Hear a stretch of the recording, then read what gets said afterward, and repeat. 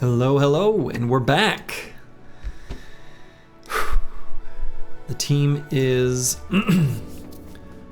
on the road to recovery. We are doing it. It's we're right at the beginning of our recovery journey. And we've got an established team of very simple builds that we're gonna make work. We're gonna make them work.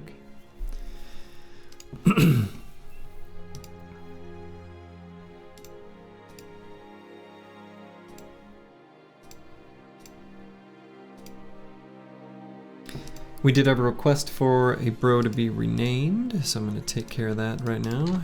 Gustav Novo gets a second chance. Pretty good, bro. Lost their ear? That's okay. Novo never needed this ear.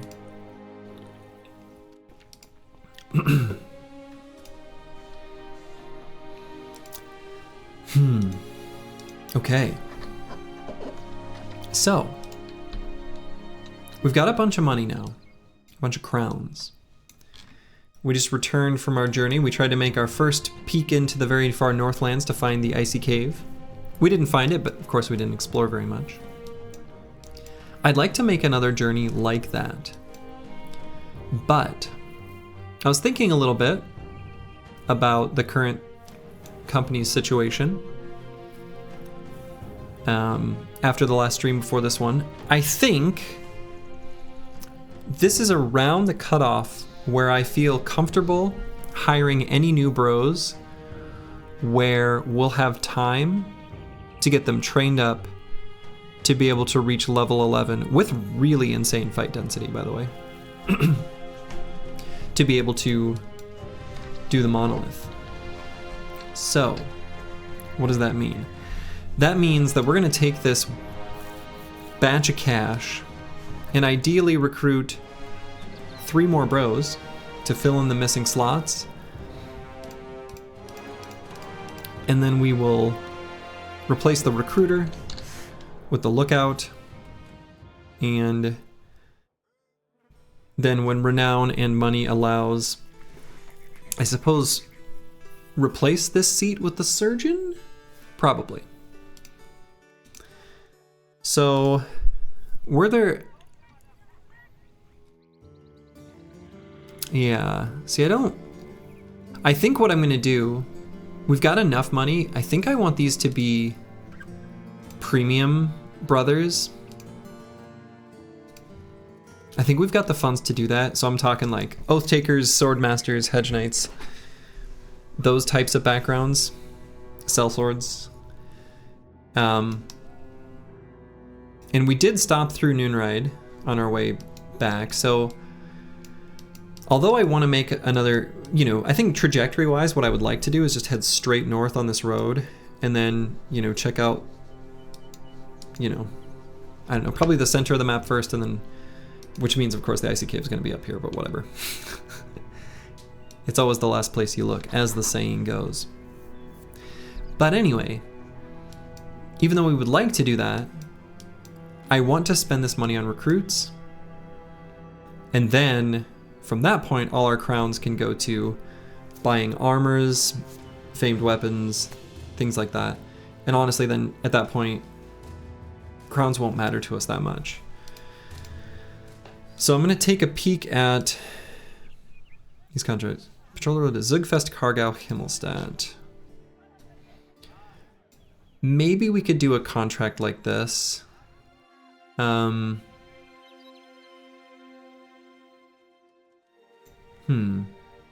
May not be as many opportunities to fight between these 3 cities as I'd like, though.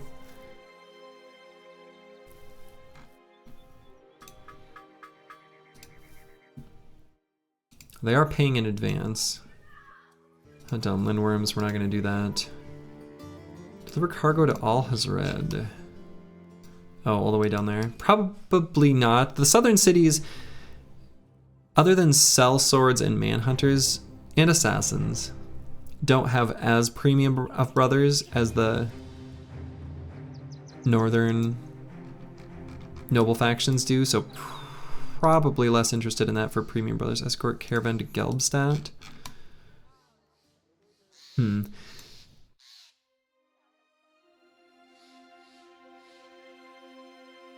Yeah, I think I'm not going to take any of those contracts. What I think the journey is probably going to be is going to be Himmelstadt, Zugfest, and then we'll look for, there very likely could be good bros for recruit down here too. And those are kind of our only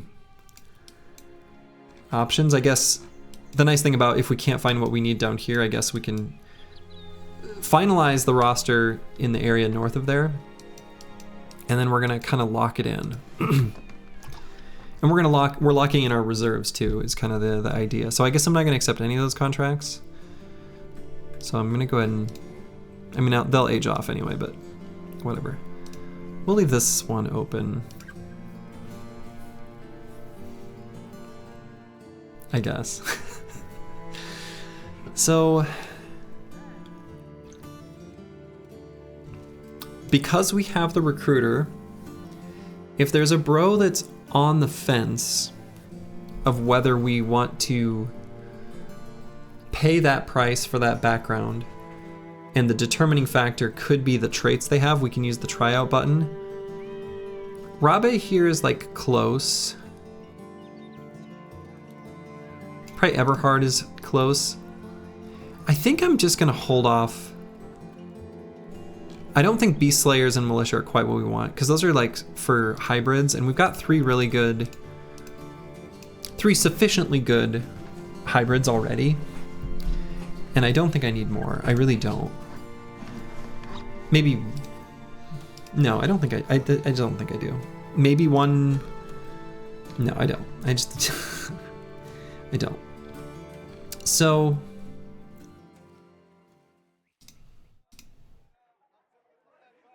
trade goods are pretty expensive. Tools are kind of expensive. I could buy the dyes and wine in Kargau because it's practically on the way to Zugfest. I think our fastest route's going to be like cutting through here anyway.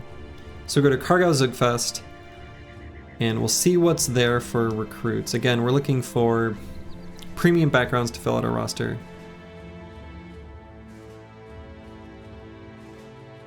Yeah. And potentially even pressing the tryout button on lowborn that are interesting to us. Like a caravan hand is like 25 crowns just to see. Not quite what we're looking for. So I sort of wasted those 25 crowns, but and not wasted. I mean, we got information. So let's go to Kargau.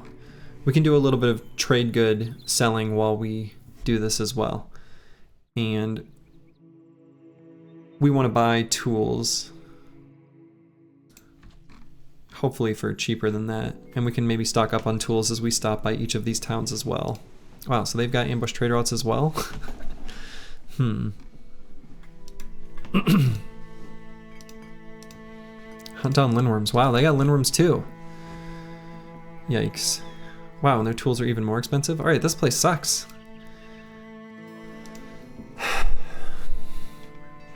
Yeah, I'm gonna save for premium backgrounds, I think, and then we'll see. If we have to spam lowborns to very finalize, we can.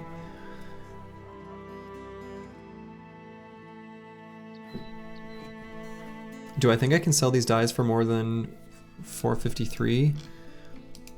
So maybe not in Zugfest. I don't think they have. Do they have a dye maker down here? They do. I don't think I want to go all the way down to Tarwa.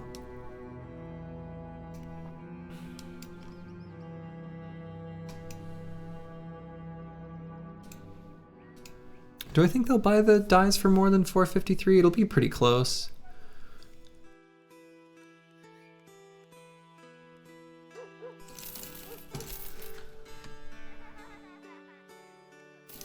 And the wine for more is also reasonably probable.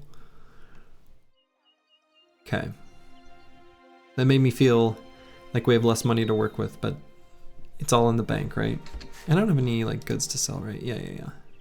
I say I shouldn't. I'm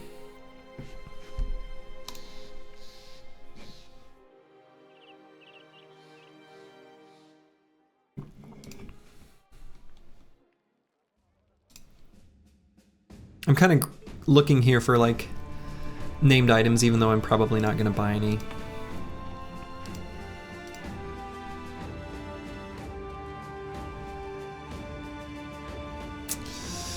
So there's a retired soldier and a sellsword.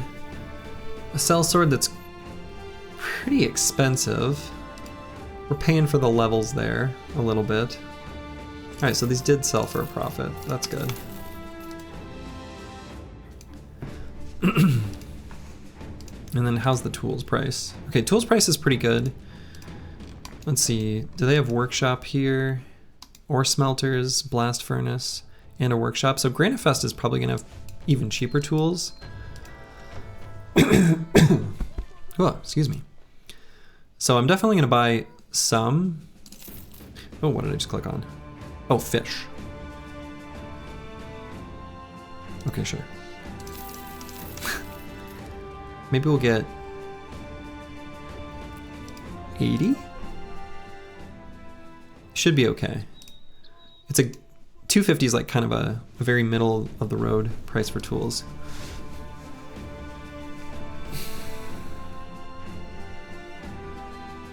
What's a guy got to do to get an Oathtaker for hire?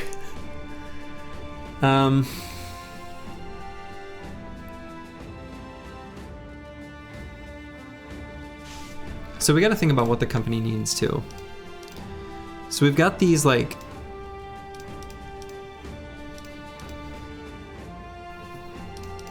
three of our sort of nimble damage frontliners here, and they've all already spec'd flail mastery. We've got our inline tank with rally, who's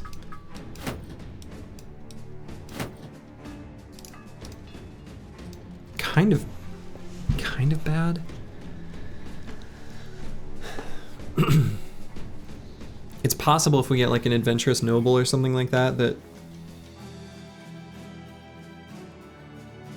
or Oathtaker, that they could fill that role much better.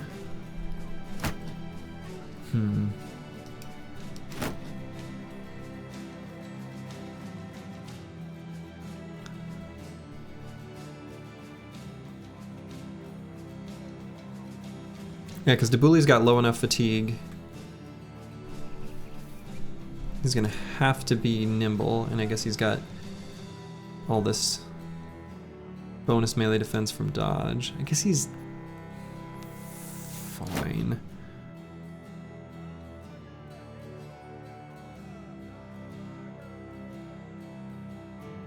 I suppose I'll just get him. Hopefully, we'll have some opportunity to explore before the campaign's over, where we can get some named gear, and fingers crossed we can get named shield or two with reduced fatigue cost, and then he can just be a shield wall spammer with his iron lungs. Slightly optimistic, but not. The game's been throwing named shields at me, you know. Our throwers are all fine. Sigward here needs to be replaced. Berthold needs to be replaced.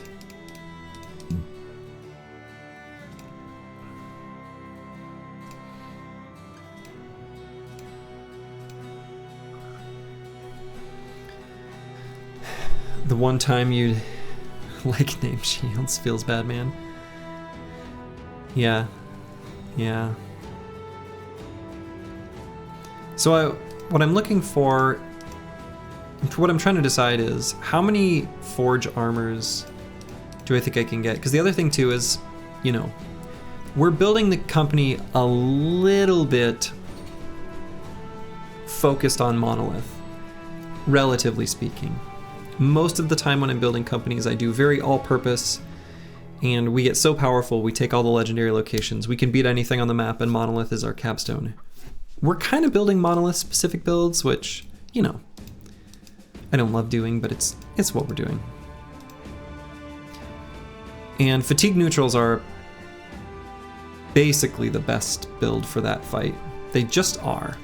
They're not taking the fearsome procs through their heavy armor because, you know, they don't even take hit point damage for a while against the weapons that the undead wield. Heavy armor is just very effective against those weapons, and the weapons that fatigue neutrals use, those big chunky two-handers, just ka-chunk, can one-tap a lot of them. So, you know, there's almost no upper limit to it. It's especially when we've got, you know, some good throwers behind them with,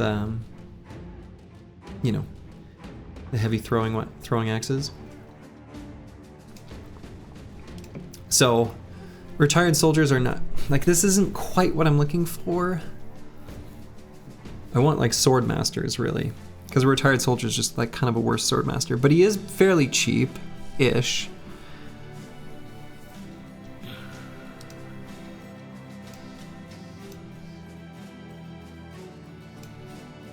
Like I said, we do have the tryout button. Retired soldiers have a tendency to carry a variety of different potential traits, some of which are good and some of which are bad. So maybe we press the tryout button and we just see.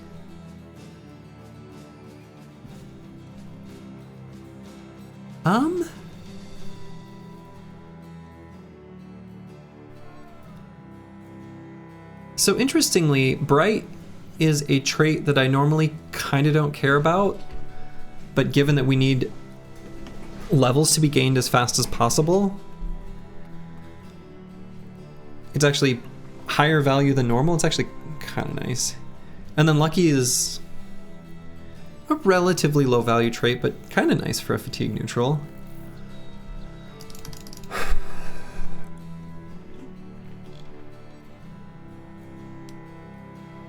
I think given that we're not looking for a hybrid, I might hold off on the sellsword. I think you really need to be open to that possibility with a sellsword, because you, yeah. All right, let's hire Ragnar. Let's see what happens.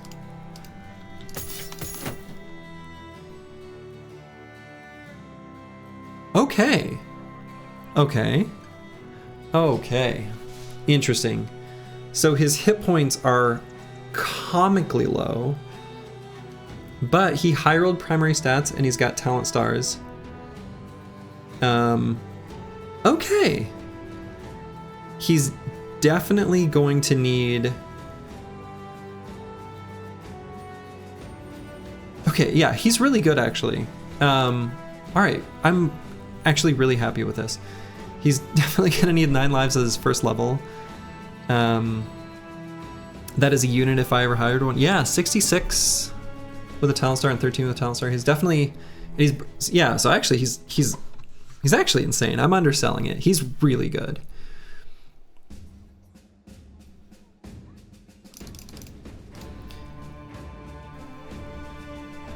I think because our secondaries are going to need so much patching, I might ignore his fatigue and just grab Brawny so I can pump hit points as much as possible.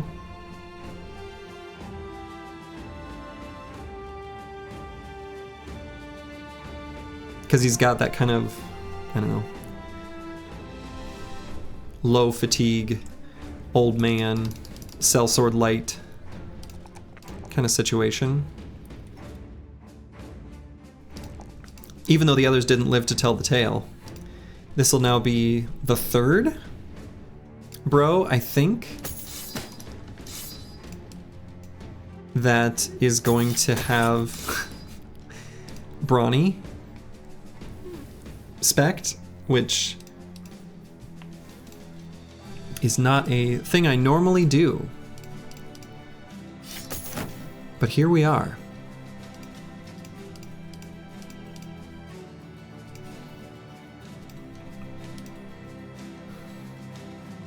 I think, and I'm gonna hold off on the sellsword. I'm tempted to press the tryout button,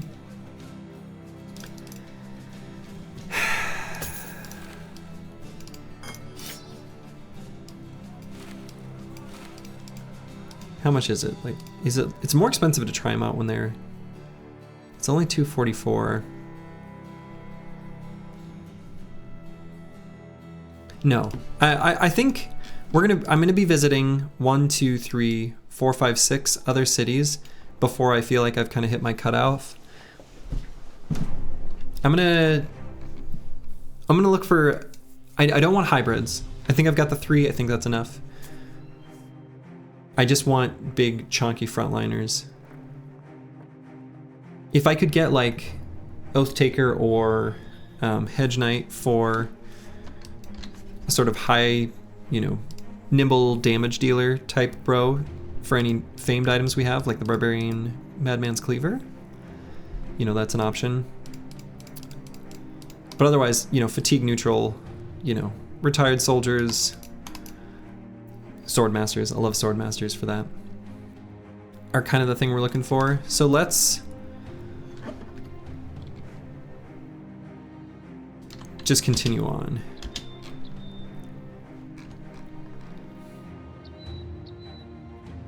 And we'll go to Fuchsburg quick. It might be nighttime by the time we arrive. No, we made it in time. Okay, they've got unhold attacks. Interesting. We do want to fight unholds if given the opportunity. Yeah, because we really want to get more of these bone platings if we can get them. So I'm gonna accept this contract. Let's do this. Hunt down some unholds. I don't know when we'll get our next oath as well. That should be soon, presumably. Okay. So let's hunt down these unholds. Not seeing any footprints to the south.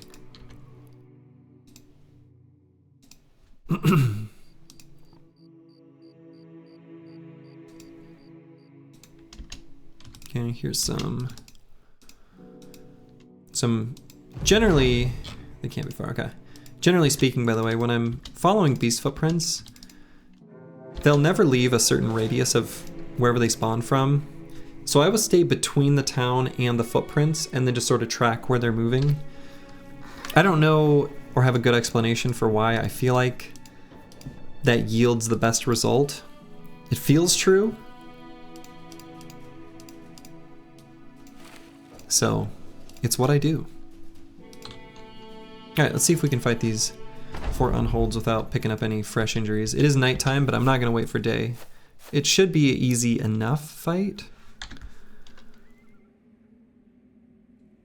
What difficulty did you start with? Hardest settings with my own special challenge rules. And that's true for all of the runs prior to this point as well. All 6 others. And if you're wondering why we're in our current state, I also made a command for that.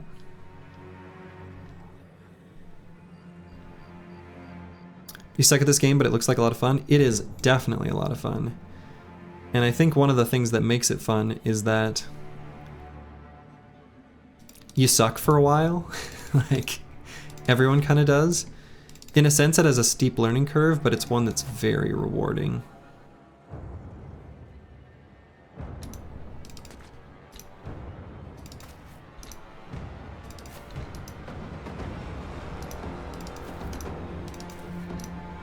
Alright, so I'm gonna back up. Hopefully I get him to split.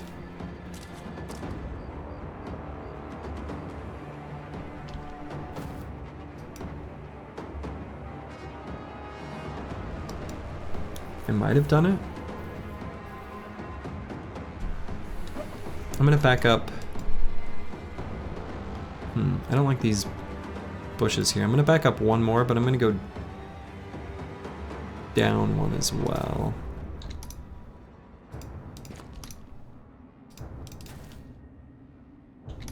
Yeah.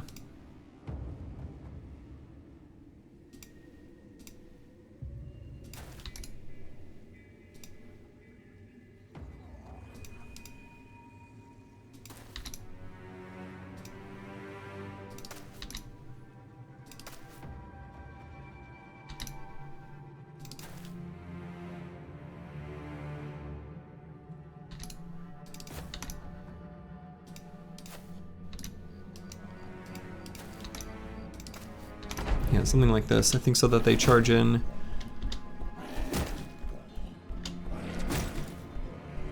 Yeah, and I hope that last one is up here running at Bijante so we can sort of hang on to him with Lone Wolf.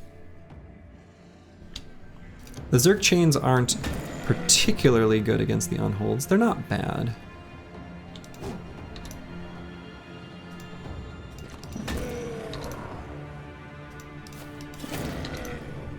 Guess they're doing pretty well right now.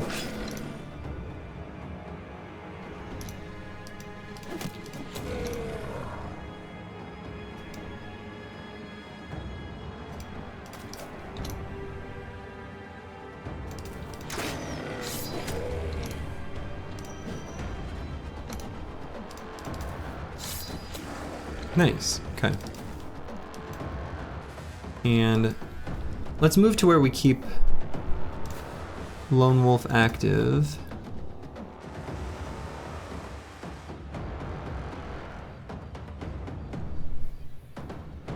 But where, if he flips this guy, I can still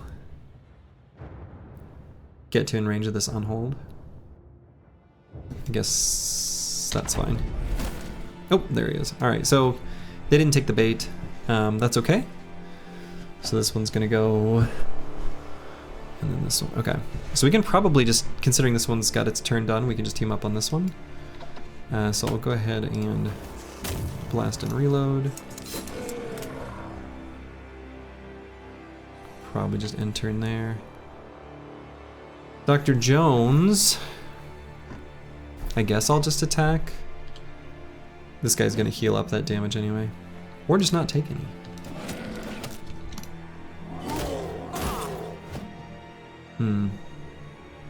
Bruised leg, broken nose. Damn.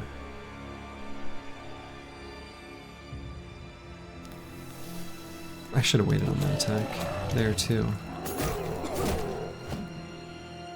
Concussion. Bruised leg. Damn. The last Unhold fight went so much better. Debuli is in danger. I'm just gonna back him up all the way, I guess. And Bijante 2.0, I'll get ready to hit this Unhold.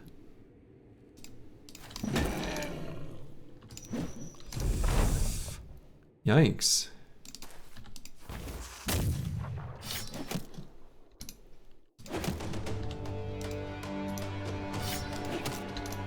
Okay. Really want to kill this guy before he goes. This one too, if we're being optimistic.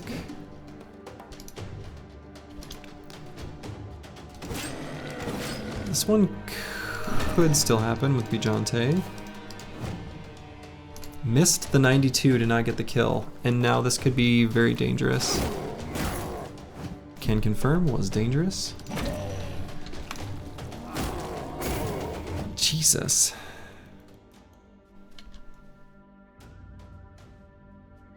Yeah, we did get unlucky there. Alright, let's get the dog there for surround bonus. I think it'll be okay. Ragnar, our new hire, he's got 9. Thank God I took that on this first level up, but he's in danger. Okay, we're missing a lot of these higher percentage attacks. Like, we're missing all of them.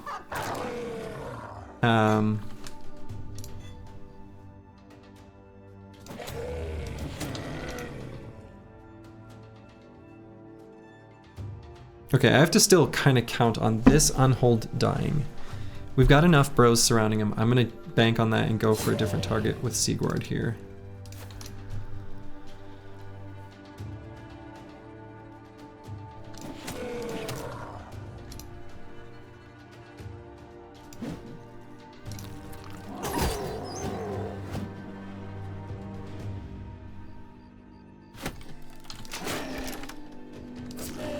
They got confident from the dog dying, which is a risk.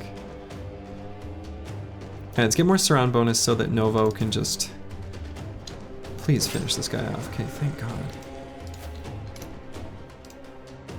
Oh, let's not move there with Nixlarfs. Maybe I can put Nixlarfs here, though. We're gonna let Bijante finish off this Unhold.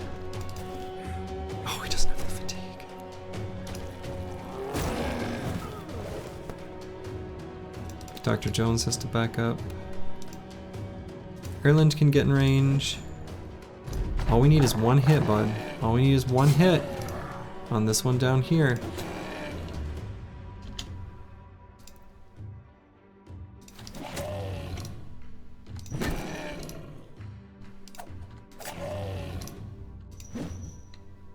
Holy shit, all we need is the one hit.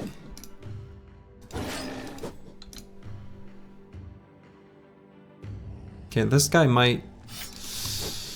I'm worried. I can't fucking believe we hired Ragnar and he fucking died.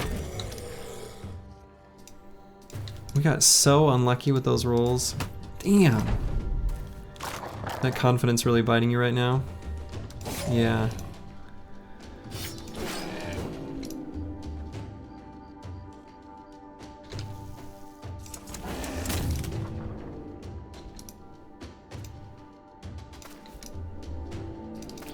Yeah, we had really bad rolls. Happens.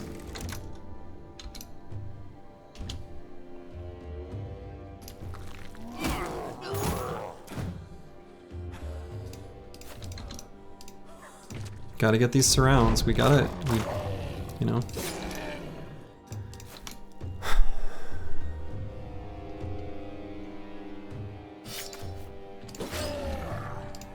All right. Wow, how many of these 95% attacks is Bajante gonna miss? God damn.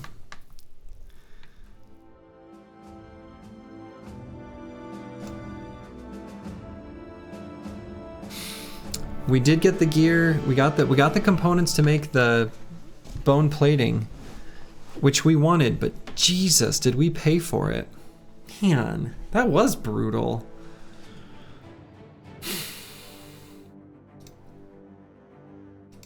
And we lost a bro that we just hired that he wasn't like a premium, he's like a middle one, you know, being a retired soldier. But that's premium for this company, right? In our current state. And now we don't even have enough medical supplies. God.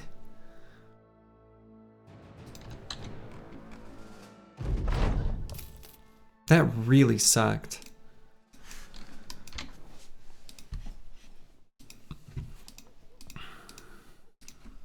Okay. Willibald. Don't love seeing the +2, but what you gonna do?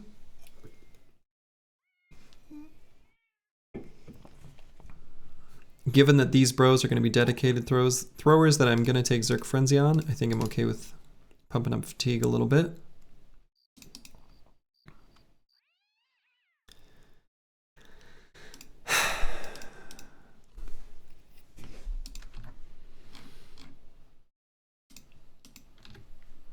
Okay, well, let's continue on to Granite Fest and Gelbstadt and...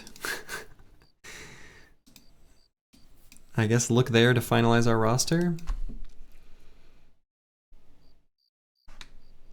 Jesus.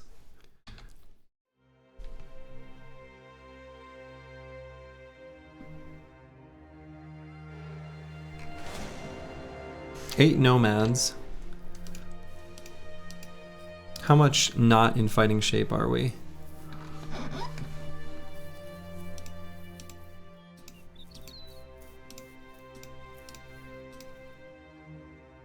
Some outlaws, a few archers.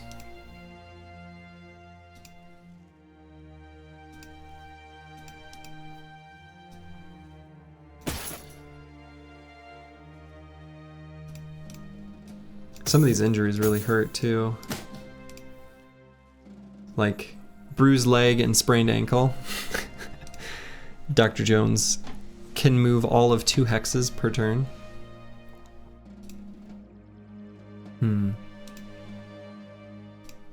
Another bruised leg over here.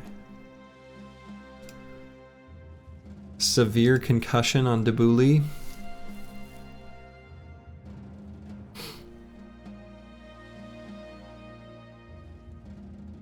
God, do I dodge an easy fight against nomads?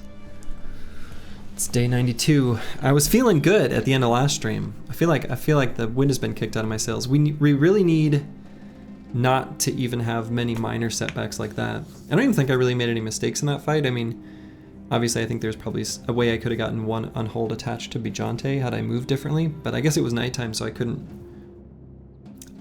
see exactly where they were.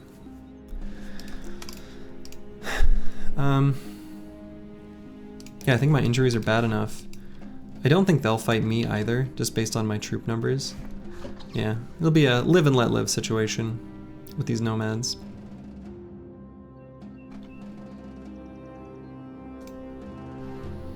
Terrible start. Terrible start to the stream. I haven't picked up like a bro I was, you know, pretty happy with.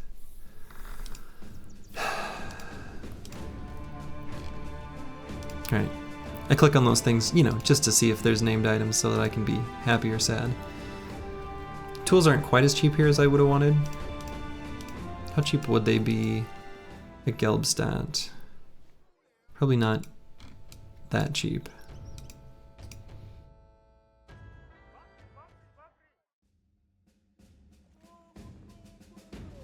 Okay, so we've got an adventurous noble and a swordmaster. Swordmasters are like my favorite background in the game, basically.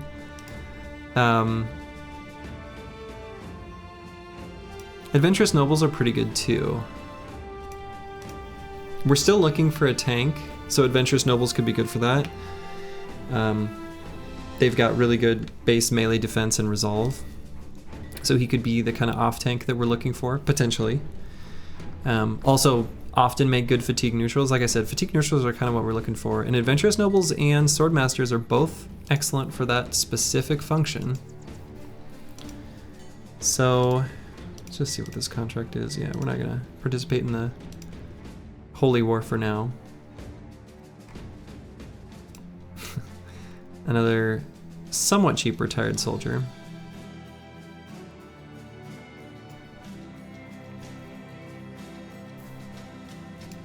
A miner with the brave suffix.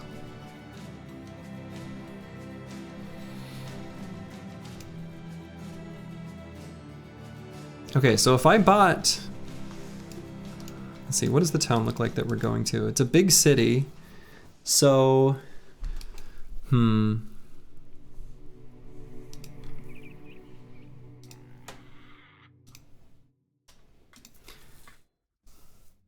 these bros are kind of expensive, but part of what I'm paying for is their levels, which isn't that bad to pay for in our current situation. Like, them coming with levels is kinda low-key nice.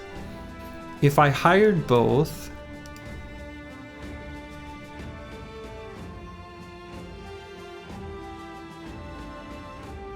I'm looking at spending like 1,100, which puts me at like, excuse me, 11,000, which puts me at like 4,000 remaining.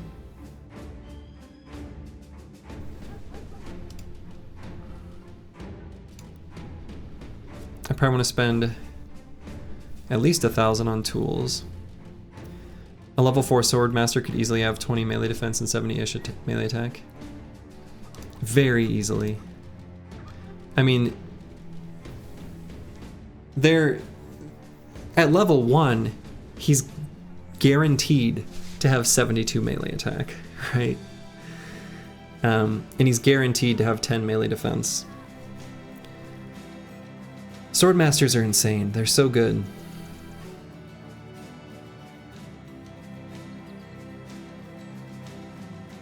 And they're so good for what this company needs, which is like a rock, fatigue neutral, that all these nimble flail bros can sort of swarm around.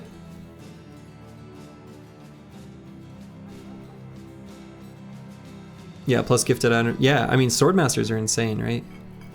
Every time, like, just looking at starting stats for swordmasters, they're so good.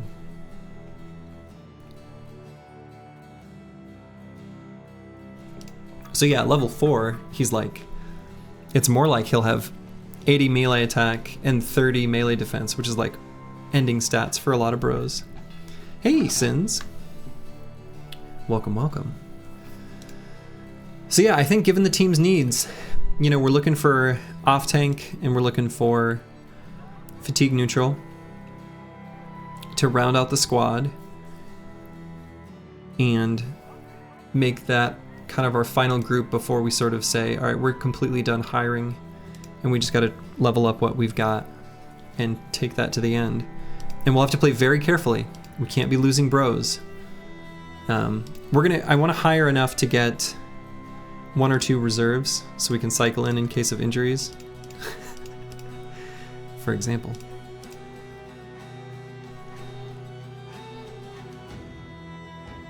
So that'd put us about 3,000 crowns after we buy the tools, which kind of means it'll be tricky to hire anything in Gelbstadt. So I have to feel pretty good about this decision based on what I might expect in Gelbstadt. I don't really want to backtrack.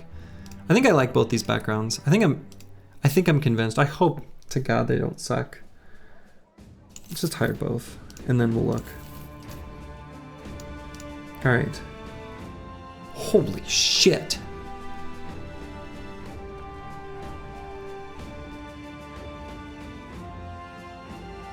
Holy fucking wow.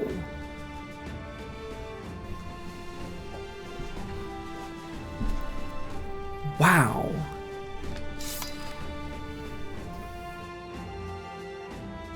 Wow.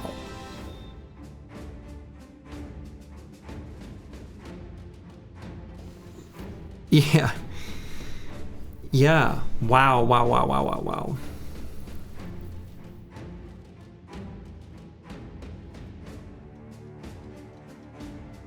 Yeah, 52 MDef expected after gifted. And melee skill of like 104 after gifted. I think ignoring gifted, I think gifted we might patch secondaries. Holy shit. No stars in fatigue dismiss. Oh my god.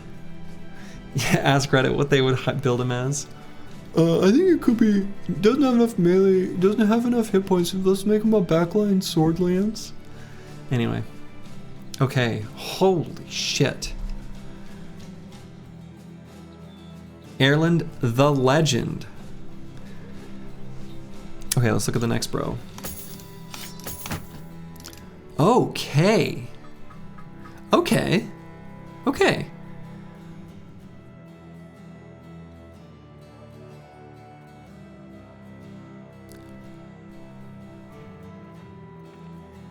Let's see, what's his first level up look like? Okay. The reason I want to look at his the Legend 27. No 9 lives challenge on the Swordmaster? You fucking kidding me? He's got Night Owl, so maybe a hybrid. Night Blind? Close enough. Sir Kunibert is insane too. Oh my god, okay. These bros are so good. So Sir Kunibert, the reason I checked his first level up is I'm deciding he's got really good base melee skill where he could be a, you know, fatigue neutral, but I'm gonna make him our off tank. He's not gonna ever have the fatigue to do what we needed to from a perspective of like, you know, indom spam against orcs, but what he can do is sit and spam shield wall. No stars in melee attack fodder. Man, Sins is spicy tonight. Okay, we have been blessed by RNGesus. Forget everything I said about him during that unlucky bout with the unholds. Okay. We're gonna put these bros in our absolute best gear, and we're gonna baby them. To an extent. We also got this noble sword out of the deal, which, you know, noble sword's a good weapon.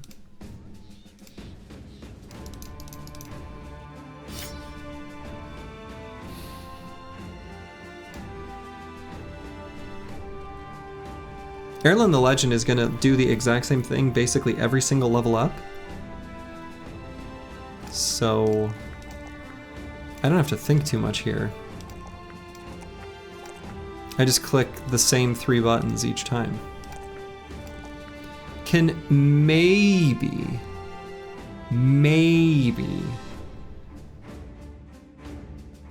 make a justification for a +4 in resolve. I think given I have no banner, I think it's not a maybe. I think it actually is just true. Don't you need some fatigue? Or are you getting brawny? Oh, I mean, we'll just get brawny. That's fine.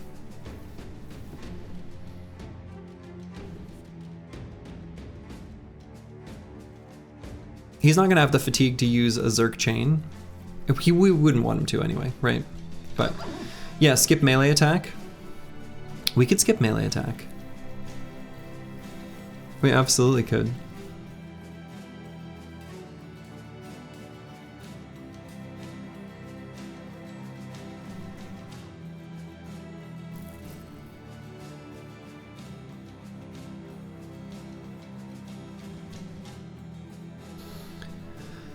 Soft cap is 100 melee attack. I mean, so here's the deal. Increases in melee attack. Viewed through one lens, each point of melee attack is worse than the previous when you're looking at like damage over time or damage per round or, you know, whatever phrase you want to use for it. But it giving you consistency and reliability where a 95% chance attack is like super reliable, whereas a 90% is like a probably. You know, there's a certain amount of like battlefield confidence that you can have around hits. And enemies have defense, right?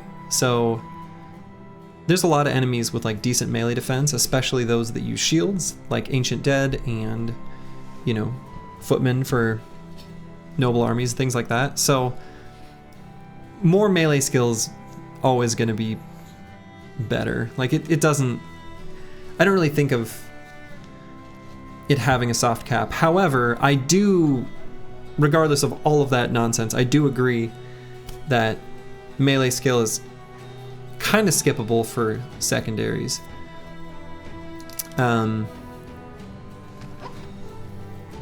What I think I actually probably will do is a very rare slurgy move where we're gonna grab 9 lives and Colossus and, wait for it, Steel Brow. And do I grab it now?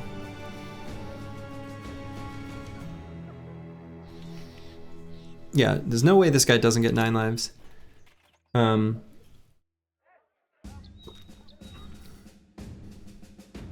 Reddit special. And Brawny. I mean, we will give him Brawny. He will get Brawny. We don't have the heavy enough armors right now. We've got like, you know, stuff like this. And a lot of these bros that have heavier armors on right now, and by heavier armors I mean like this crap, we really need, we need them to get to nimble so that they can give the heavy armors to these guys. The company's in a weird state. We're still really weak, actually.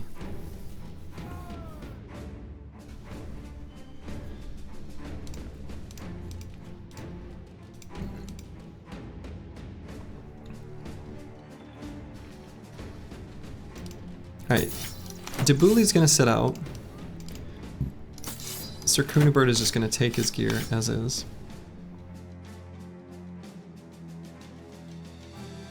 Heavy in that they are high minus fatigue or low armor, sadly. I can't remember exactly what he said, but yeah, our armors are... We just don't have much heavy armor. We just don't.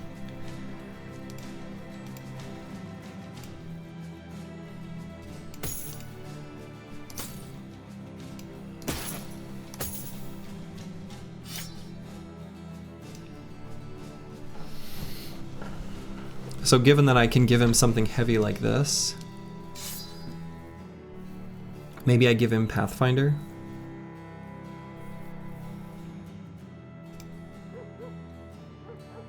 He's an Ancient Honor Guard right now.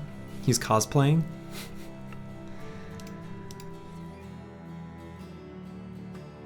He's got good enough stats. I almost want to put him on the front with this. With what, though? Do you often have this many? Oh, nothing about our current situation is normal in like any regard.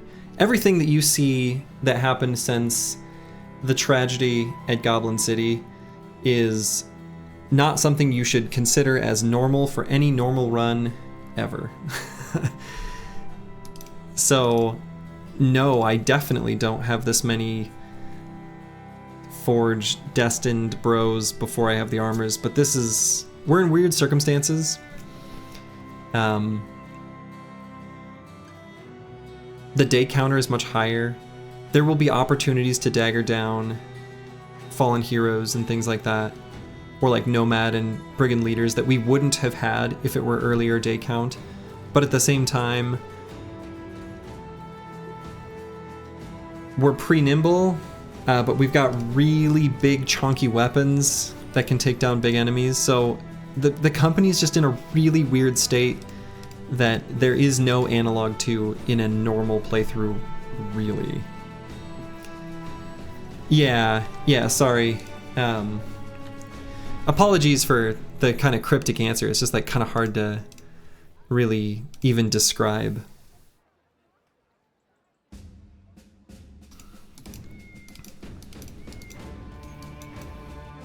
Because the company's in a weird state. We're rebuilding,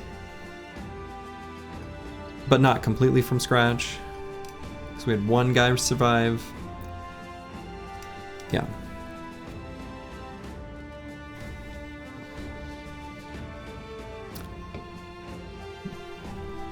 So we know he's gonna be, he's gonna be a fatigue neutral. Complete and utter Chad. The legend. I liked that title. We'll hang on to that.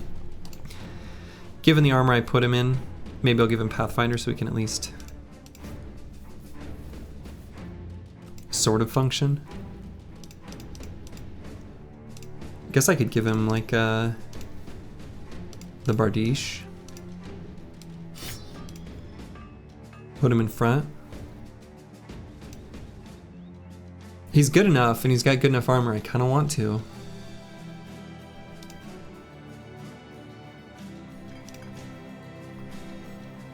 I don't think I'm going to risk it. We'll give the Bardiche here though, I think to Novo.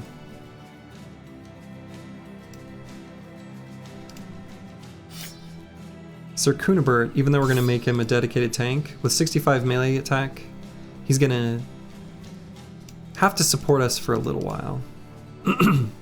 What's the difference between a long axe and a great axe? Great axe is a melee weapon, long axe has reach. One's long, the other's great. True.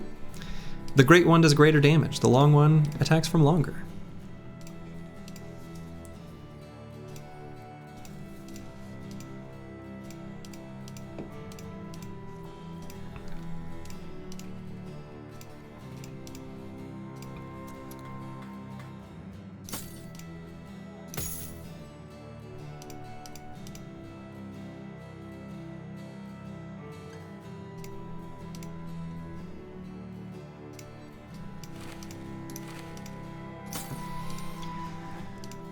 Okay, so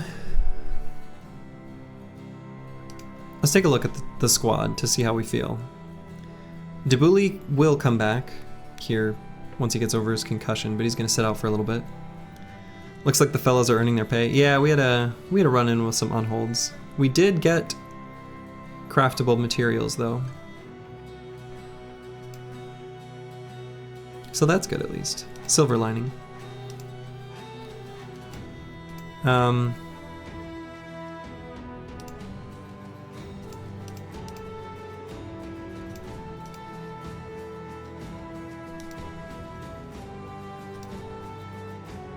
Did we wipe again? Depends. When did you get our last update? Again, meaning over the course of this run series? Yes. Again, as in this particular run? I guess also yes. Kind of. I mean, kind of both times, but we had a terrible fight, yes. That was really bad, like really, really bad.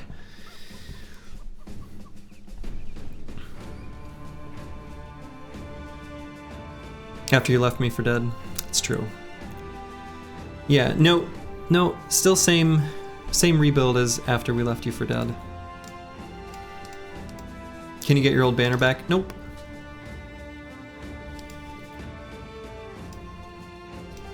Alright, so Kunibert. Gonna be a lone wolf tank. I don't know that I'm gonna bother with his fatigue literally at all.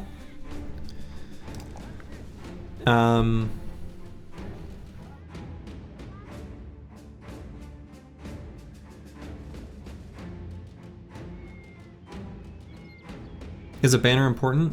Yes.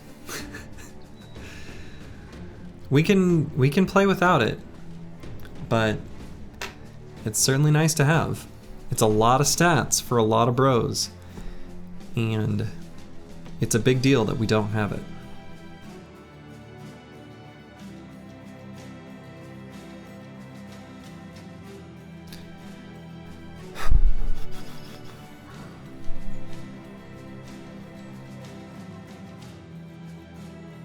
I'm sorry for your loss.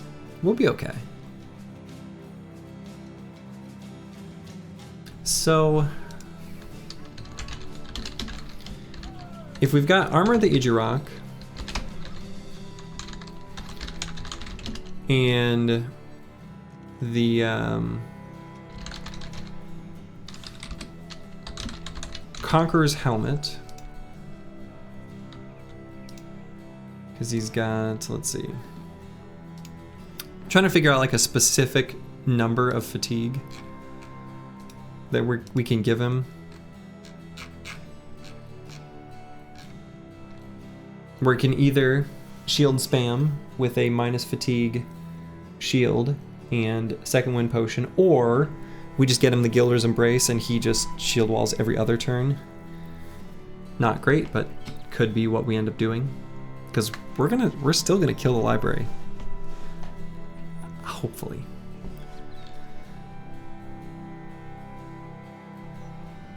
So yeah, if we had the Emperor's Countenance, minus 20, the Armor of the Idrok's minus 32, so that's 52, plus a shield of, let's say, 18. Puts us at 70, we're actually okay, we don't need to pump fatigue at all. 90 is plenty. And then just like a dagger or something, right? So 30 fatigue is plenty. If I'm gonna do that sort of dodge tank build,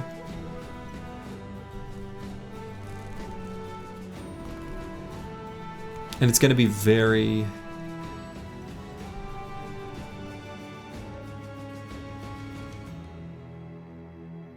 specific for mono. A lot of these builds kind of are. I'm taking dodge. He's gonna get dodge. It's happening. Basically, if I'm given a +2 here and a 4 or 5 in initiative, I'll take the 4 or 5 in initiative. That's probably how I'll break it down. We still need hit points. So, I mean, Fame Shield, that's actually useful. You're really rolling the die here. Kind of. I mean, like I said, the other backup plan would be the Gilder's Embrace, which I'm still planning on an aggressive enough timeline that we can get that, and I think I kind of want to try to get all the things we can, and I think those risks are actually worth taking, too. But we got a lot to do in a short amount of time.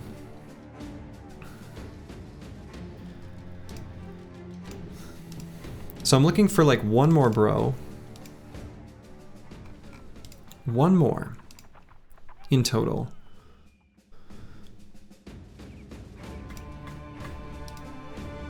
We can make him a highborn. So let's see what this last town over here has to offer us. Would you take student on the new bros for some tempo? I mean, that's anti-tempo, actually. So no, I don't plan on it.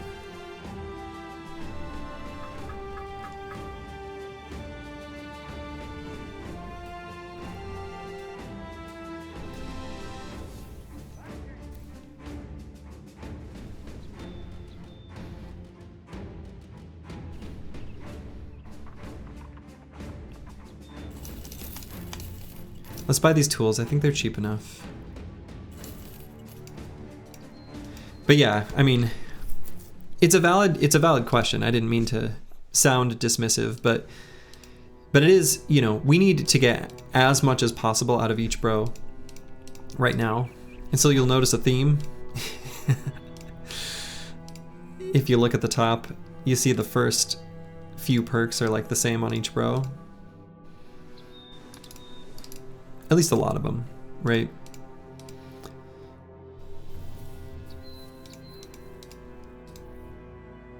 We got to make the most out of what we got for as much short-term power with these big boy weapons as possible, basically. Student, brawny, and rotate.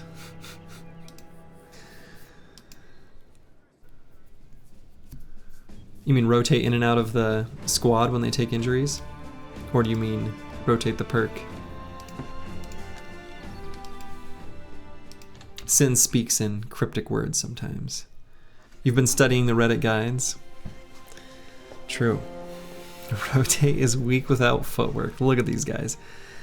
All right, so we got a easy fight against some briggies here. We want to take this. I'm actually looking at these briggy camps too that we didn't fight earlier as potential sources of money before we leave this area too. Briggies are still really good fights for us. That's right. Only need a dog and 70 fatigue. And of course, you're leveling fatigue, right? Oh, but these briggies are already in a fight. Too bad. Too bad for us.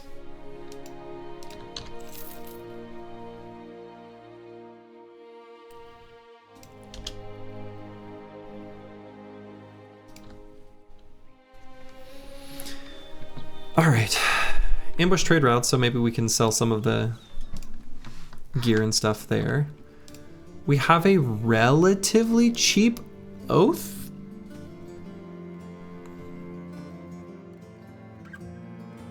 Taker. I hope he's saying Oathbringer's out of anger here. And we've got another Swordmaster. Another cheap Swordmaster. Well, well, well. Well, well, well. Oathtaker run with no Oathtakers challenge. Okay, so this one's to deliver cargo to Noonride, which is like way up here into the west.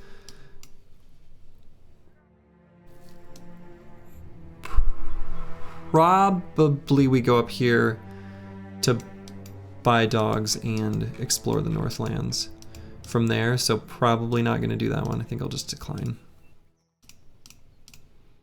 Escort caravan to Zugfest. Nope, not doing that one either. All right, let's see what the noble contract is. Nope, we're not going to participate in the Holy War for now.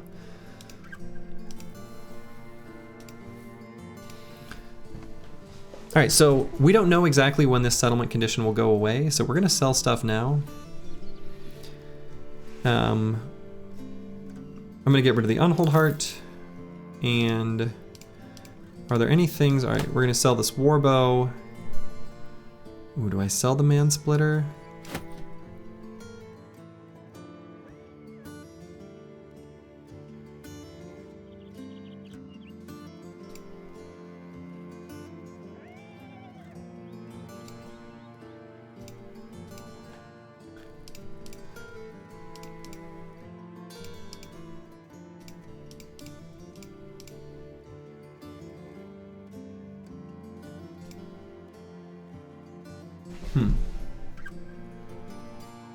No. Sell the ancient bladed pike.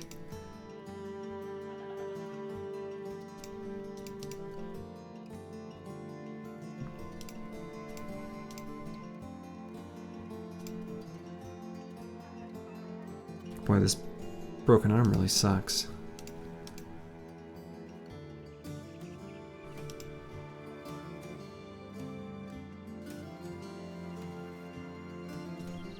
Sell this short sword? Why am I keeping a short sword?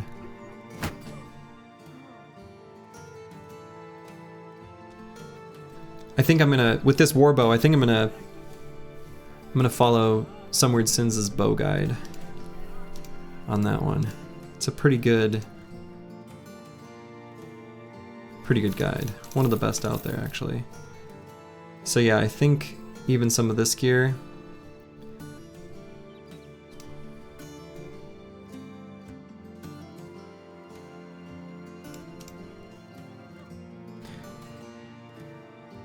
Actually, I might hang on to Kite Shield, and in fact, probably still put these 2 rows right here.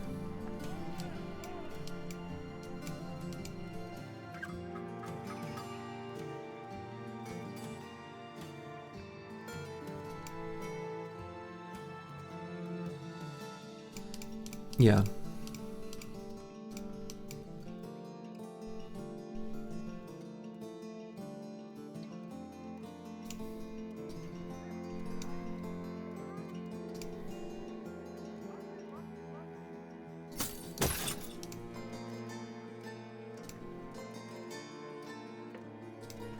Okay.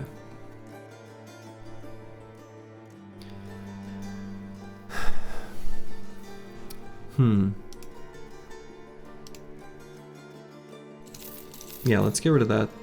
This. Hang on to the Bardiche.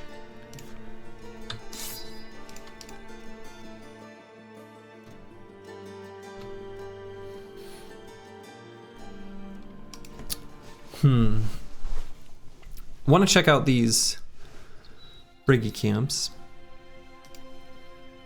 Dr. Jones with a sprained ankle and a bruised leg.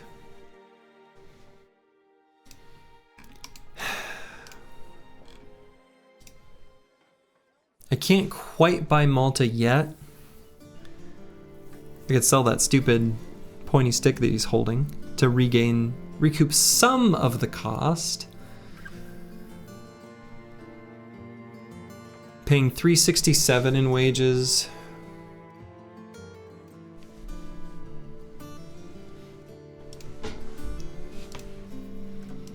I think I just want to have someone who cycles Dr. Jones out with these injuries. I guess I can... And I also just need more medical supplies, but I'm not buying them for fucking $450. Good lord.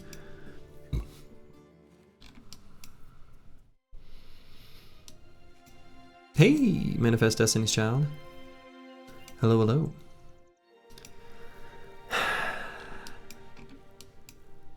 Alright, let's try to get something from these camps. I guess we'll go to this one first. Only stopping in, gotta run soonish. Yeah, we purchased, just to give you a tiny update, because this is very exciting. Look at this absolute Giga Chad. Look at him. He's level 4, so we already put some points in. But like, oh my god. So we're hacks? I know, no kidding. Incredible. So we're trying to get the very final bros recruited that then we were going to keep alive to the end of time.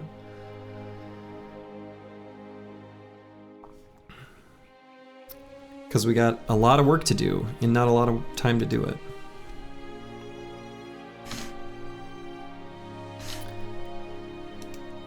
Alright, let's go to this Red Eagle's Den. I'm going to go with the squad I've got, and Dr. Jones is just going to kind of hang back, I guess. That we're going to keep alive. I know. I shouldn't tempt RNGesus in such a way. Alright, many thugs, a few marksmen, and some raiders. Okay, this is a pretty wimpy camp.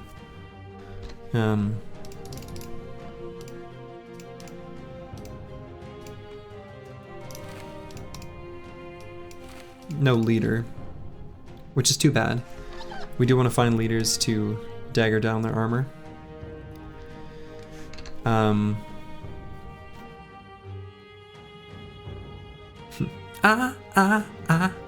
Staying alive, staying alive. Exactly. What do you mean by not a lot of time? Day 90 is still pretty early now. Well, if we need to hit up Monolith by 150, And we have bros we're just now recruiting.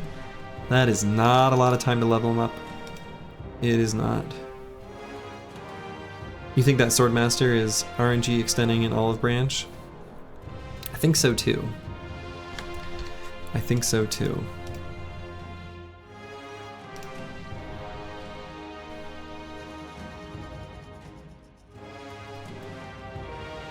Alright, I'm just gonna put Dr. Jones like back here. And he's just gonna soak EXP and slowly try to move up.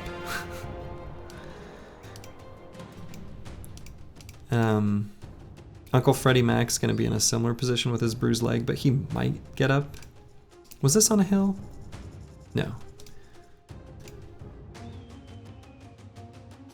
I'm sorry, I'm not really an expert, I'm just curious. What did you say you gotta do by 150 again? We have to defeat the Black Monolith. That is the timeline set out by this particular Run Winstreak challenge.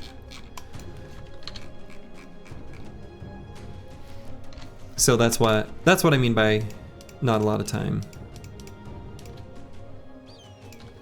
So we've got to have a squad fully ready to do such a thing in that time.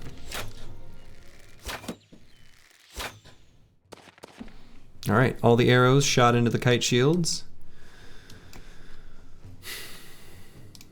And we might just move up 4 hexes straight forward. I mean, I guess I'll wait here, but I'm very confident they'll consider themselves to have ranged advantage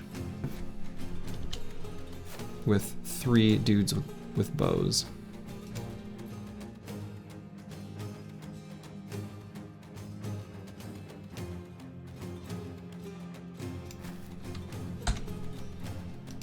So we'll move up. This looks like, knock on wood, a pretty wimpy little camp. So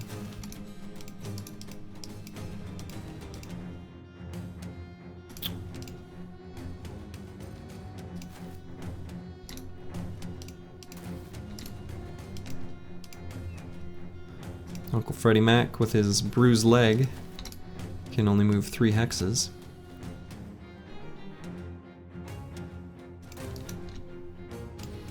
And because there's no good opening here, I'm not going to have Bijante go so far around. I'm just going to have him... We're not going to be making use of his lone wolf. It's fine. Wimpy, wimpy, wimpty. While our trash bags go hefty, hefty, hefty. Man, advertisement. It's effective. I still want to play the game Crossfire, and I haven't seen that commercial since like 1990.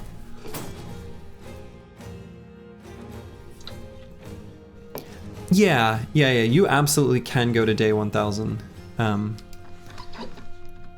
There is, from a gameplay perspective, there's nothing stopping you.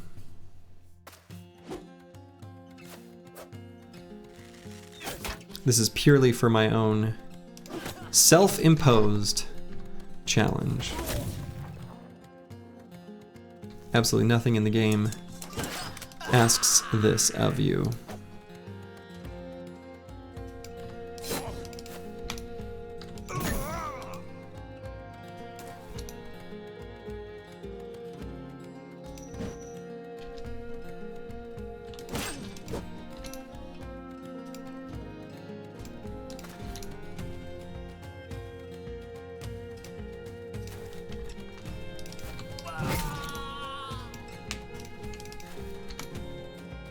Yes, I'm old.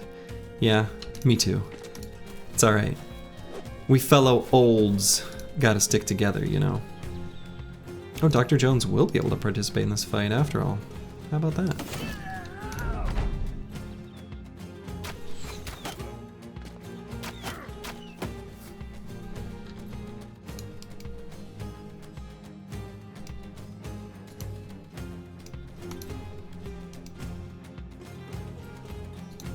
I guess I'll just shoot here. Shoot that archer from over the barricade.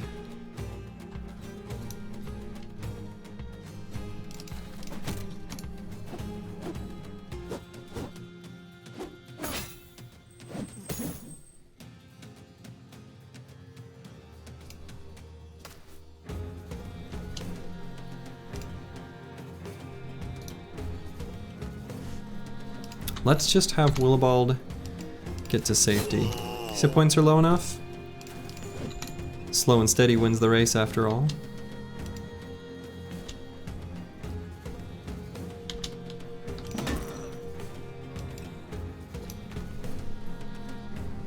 He doesn't have the skills for maxed out super late game camps. That's why he refuses to play after day 150. You heard it here, folks.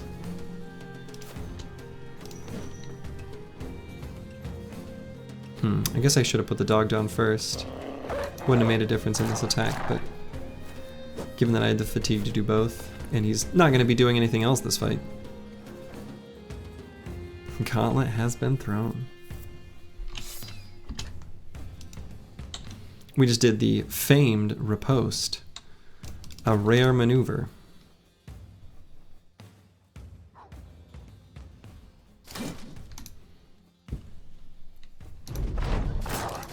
Real game starts at 10,000.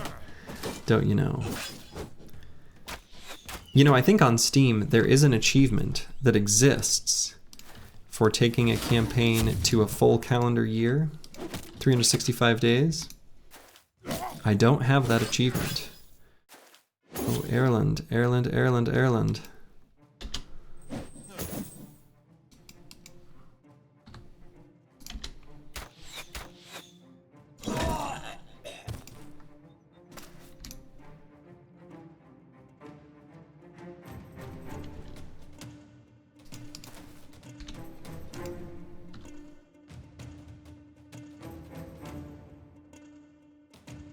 Yeah, no spilled milk here. He does still have 9. But we will not have any milk spilled. Good.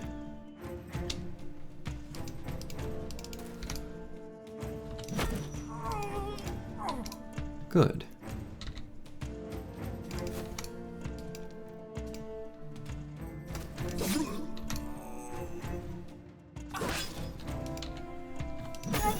Yeah, no spilled milk. No milk shall be spilled.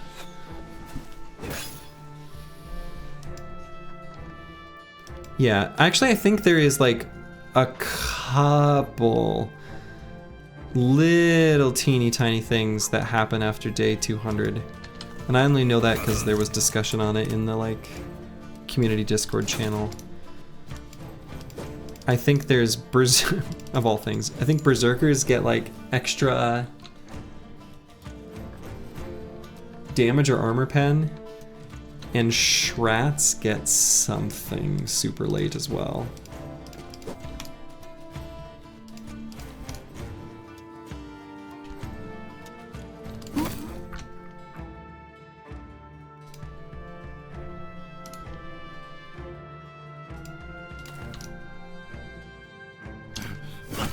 Bonk, bonk, bonk, bonk. Wonderful.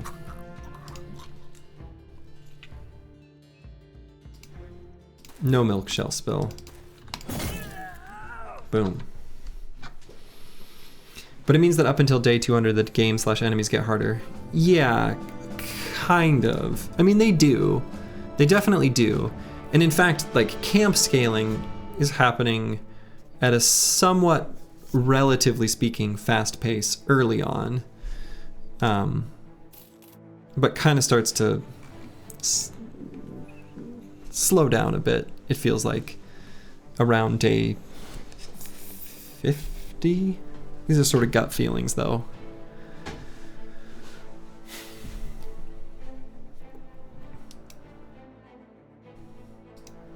Goblins need Fort Mine plus Fearsome? Oh god.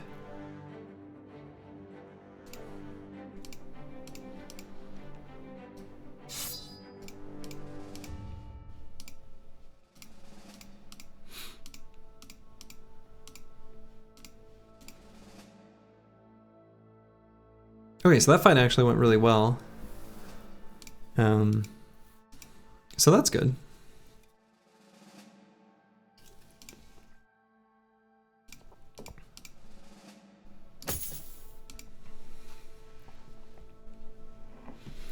Yeah, in late game, they throw so many numbers at you isn't even fun.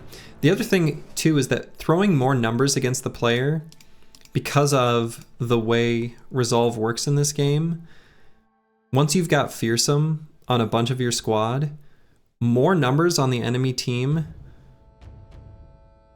especially if they're melee enemies, actually makes the camp easier.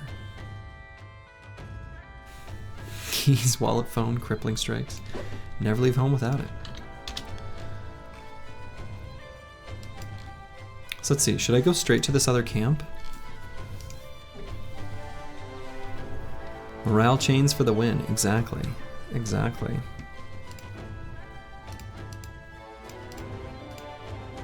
Might be a couple armors that we need to swap out before we fight it. But I'll take kind of a scenic route to the Hanging Man Fort.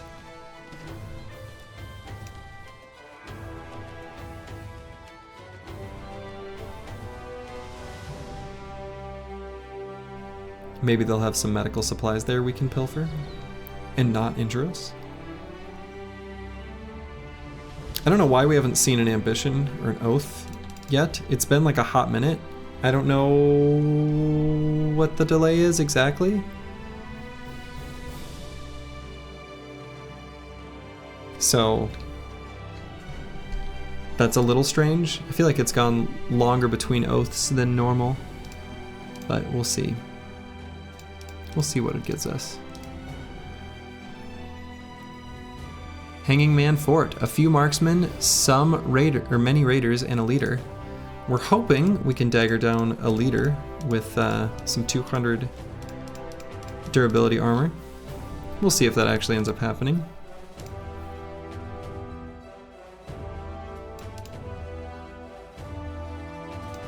How many hours do I have in Battle Brothers? Hard to say. According to Steam, I've got like over 3,000. However, a lot of that time is literally just the game open and I'm not playing, like literal days worth. When I first got it. So, oh, I think, I don't know if there were any.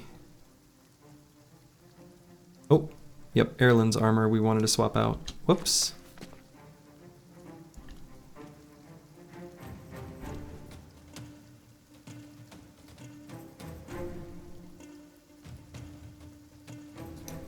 You just like having the Battle Brothers music in the background all day, yeah? Yeah, exactly. So yeah, 3,000. Yeah, I mean, it's at least 1.5k of actual gameplay. That's probably true, actually. Alright, let's move Bajante forward and we'll see what we can see on the top side of the formation of the enemy squad.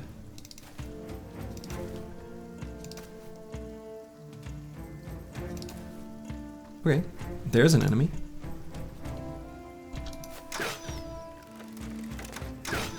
Alright, shooting into the kite shields.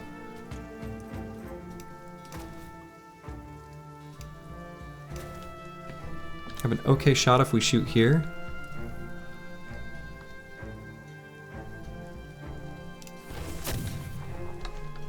Alright, well.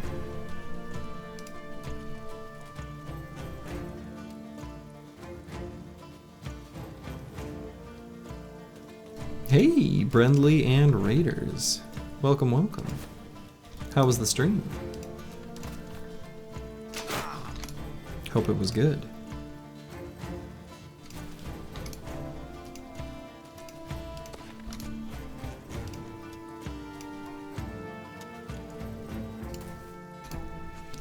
You once did a calc of how many hours you had in a World of Tanks. Even on the low end, it was north of 20,000? Wow. Holy buckets. Oh yeah, so Ireland is gonna have to kind of be MIA this fight. Oh, I shouldn't have, well.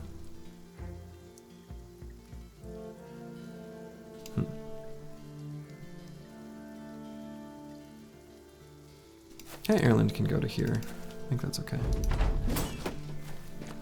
Rookie numbers, wow. Alright, so there's the leader. He does not have gear that we care about. Looking back, you would have much rather spent that time getting laid. You know, hindsight is 2020. Or my wife sometimes says, and I think this is very funny, hindsight's a bitch. Which I think is a very good mixed metaphor.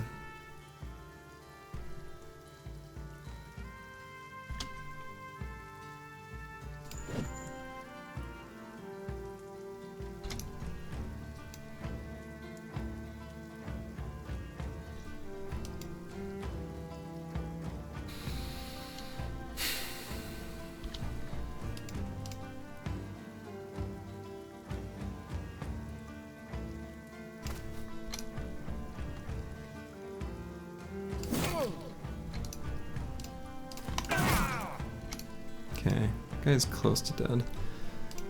Maybe I'll go here and put the dog down there.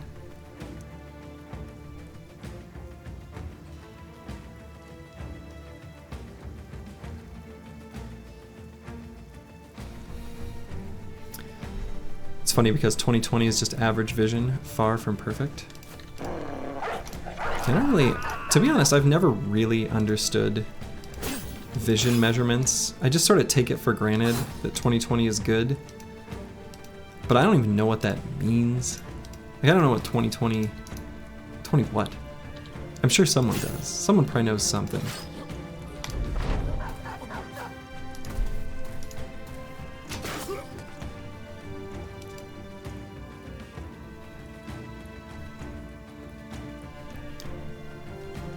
You build cabinets already, doesn't take 10k hours unless you're getting fancy. You can see at 20 feet what other people can see at 20 feet. So it's just like some, and by other people, it was just like some measurement that they did once.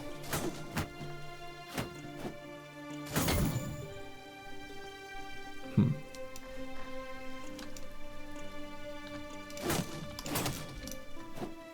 don't know, some IKEA cabinets take a really long time.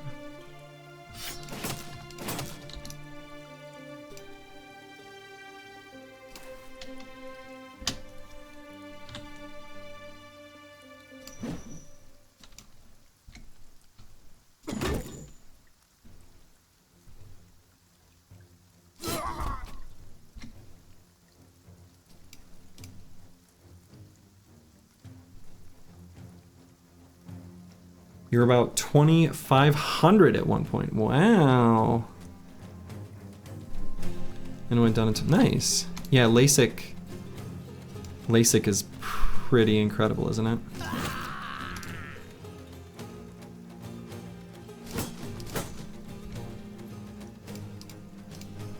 Maybe I get Bijante up on the leader. Or do I have him terrorize the back line? Maybe that's better, actually. Get on top of these crossbows.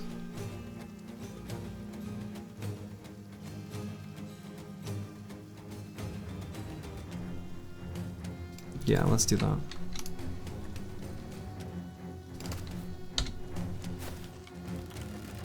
Come on.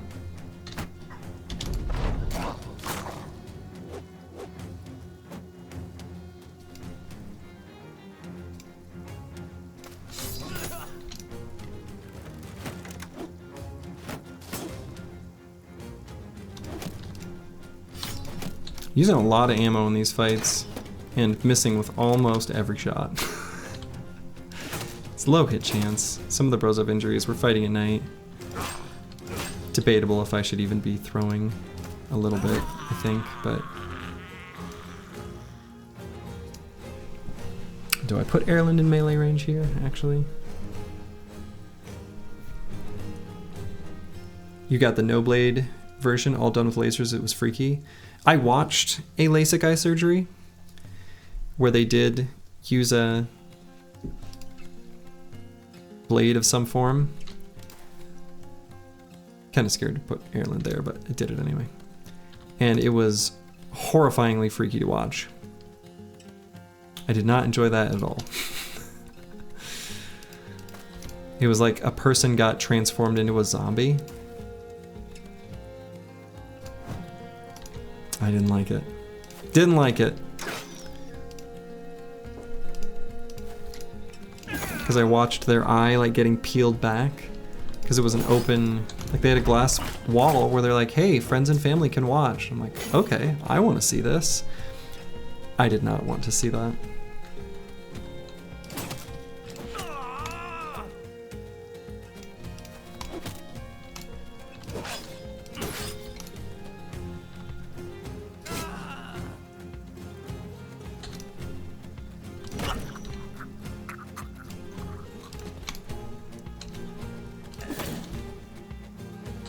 Okay. Another day, another dollar. More briggies down. What these fights represent to us is experience. And experience is what we need.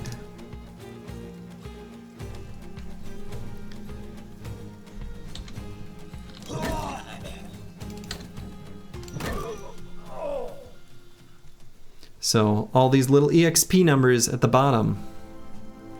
That's what we want, that's what we need. We need to get a bunch of bros up to nimble. We did manage to get the guy's helmet. I didn't care about his armor, did kind of care about his helmet. Glad that one came to us. And we don't care about the fighting axe except that it sells for a lot of money. They did have medical supplies. We took one injury that, you know, is gonna make up for those medical supplies, so pretty much broke even, I guess. Only one injury though is pretty good. It's pretty hard to avoid injuries pre-nimble. It just is. Alright, kettle hat with closed mail. Let's go ahead and equip that on one of our bros back here to get it repairing.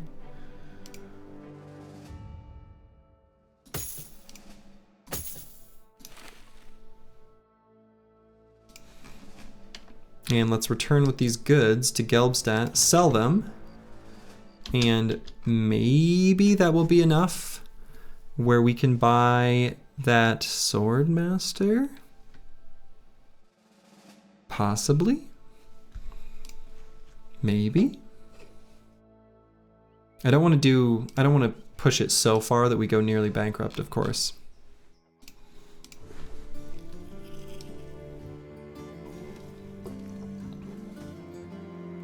Or the Oathtaker. The one Oathtaker in the Oathtakers campaign. Probably won't buy this guy because we're paying for the greatsword, and that's too much. That's too much. Okay, so sale price here is great, of course, because the ambush trade routes. No contracts or anything like that. Who doesn't like a nut though? I do enjoy a good nut.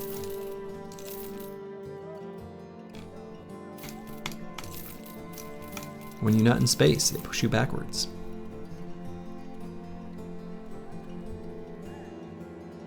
Criminal price on medical supplies.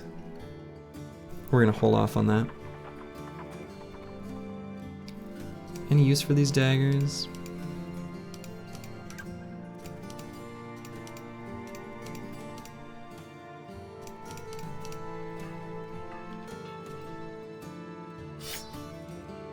A little bit. All right.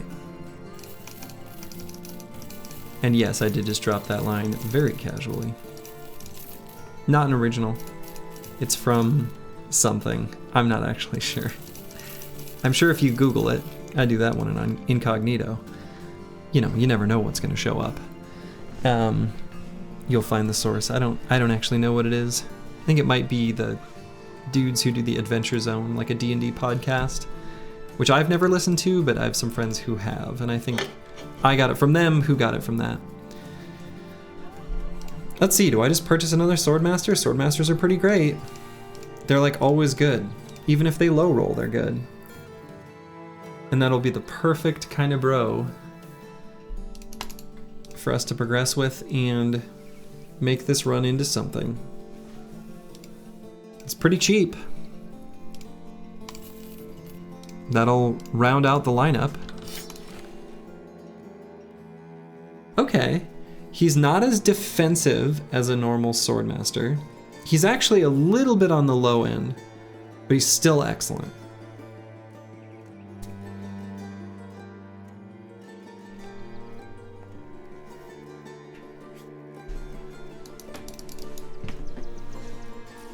Yeah, he's still absolutely excellent.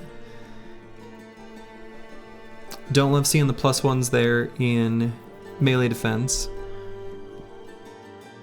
but that's fine. He will reliably always hit things, even if sometimes they're able to hit him back.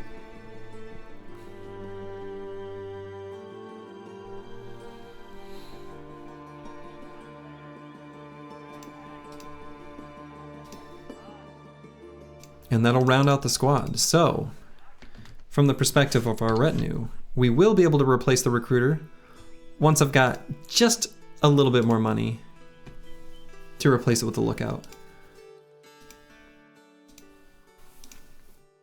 Or possibly, another possibility, another option would be to bring back the surgeon, and then with this locked seat, which should unlock pretty soon, bring in the lookout, given the amount of injuries that we seem to be prone to. We're gonna sell this silly item, of course. So, I don't think there's a world where I make this guy a nimble damage dealer. There's never gonna have enough fatigue for it, so he's pretty destined to be a fatigue neutral. He did actually, believe it or not, low roll melee defense at 13. Not completely low roll, right? He's below average and no talent star, so he is mildly disappointing from that regard. But we can still work with it. As long as he gets decent rolls, he'll be a great bro. So we'll grab 9 and probably just Colossus.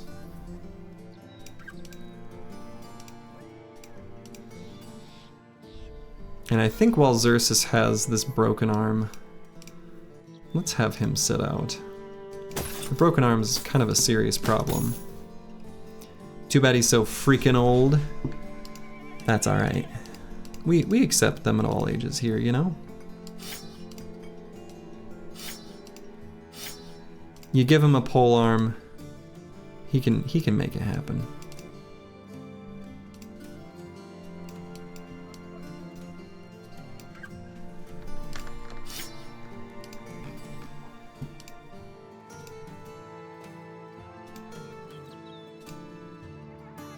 And, you know, we very likely may get the Swordmaster Goes Old event, and so we'll just make sure to stat them out so that we're ready for it. It's not that big of a deal, honestly.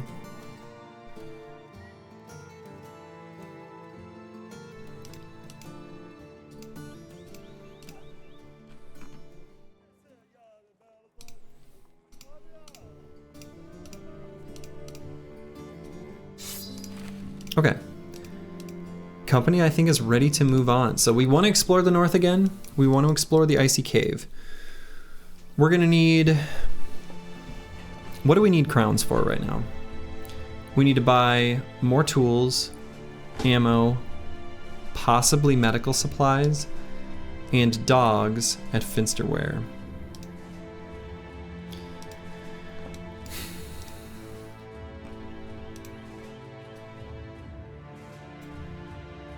And then we'll need wages to make another trip up to explore the north looking for the icy cave and taking whatever fights we can get along the way.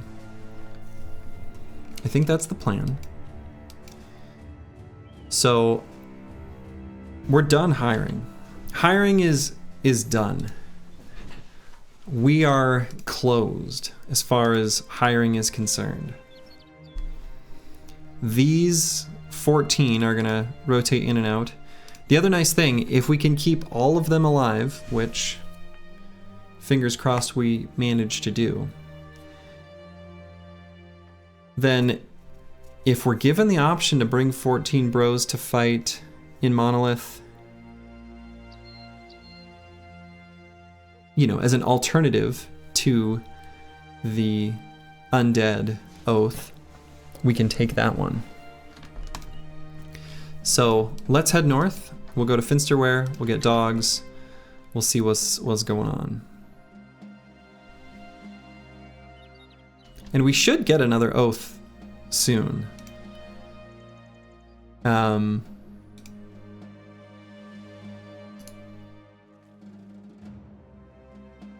don't know when this last one completed. It completed like... How long ago did it complete? I feel like it's been a hot minute, right? Because we got that Oath of Dominion, which really sucked as we were rebuilding, and then we came... No, maybe it hasn't been that long. It should come up, I'm assuming, relatively soon.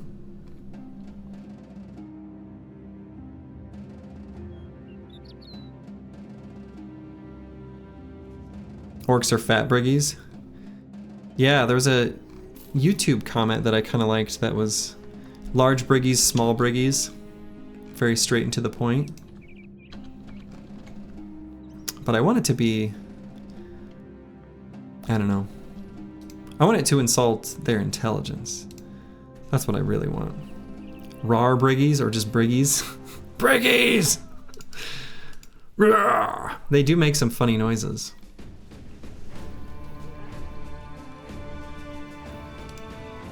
Oh, no! Briggies. I like these suggestions.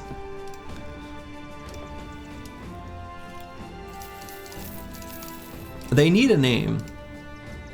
And goblins can be given a different name once I've emotionally recovered enough to consider any other alternatives. For right now, they are, as you can see on the screen. Also, random side note, I've never run away from a half-completed legendary location before. That's not a situation I've ever found myself in. But apparently, different legendary locations have different rules for what happens in those situations. Most of these goblins are still dead. Only up to 3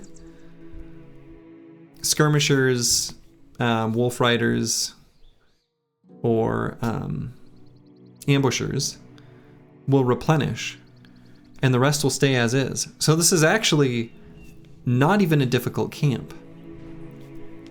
Still difficult for us right now, but we can come back and get revenge for a weakened Goblin City later in this run, and it's gonna feel good. It's gonna feel good. So, looking forward to that.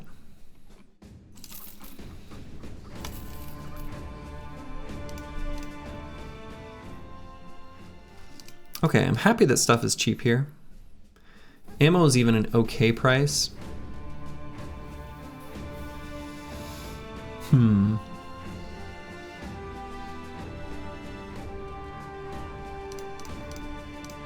Let's see, what do copper vein, goat pens, workshop.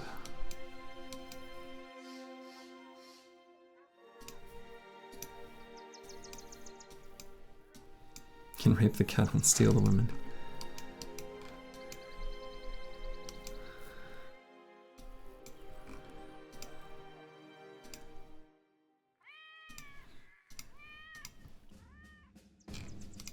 Yeah, I think we buy this ammo here.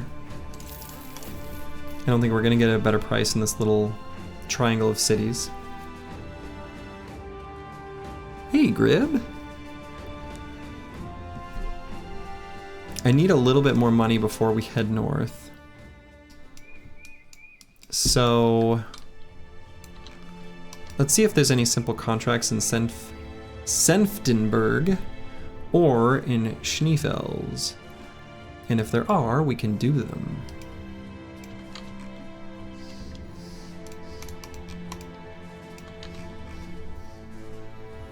And then we can take those funds,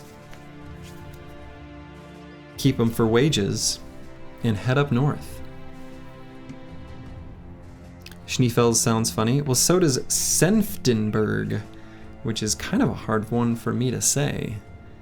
Maybe to like a German speaker, this is no problem. But it's a weird one. Escort caravan to Tannberg 4 days to the north? No, thank you. We could make use of the crafting components here. Schneefels sounds like schnitzel. Kinda does. Kinda does.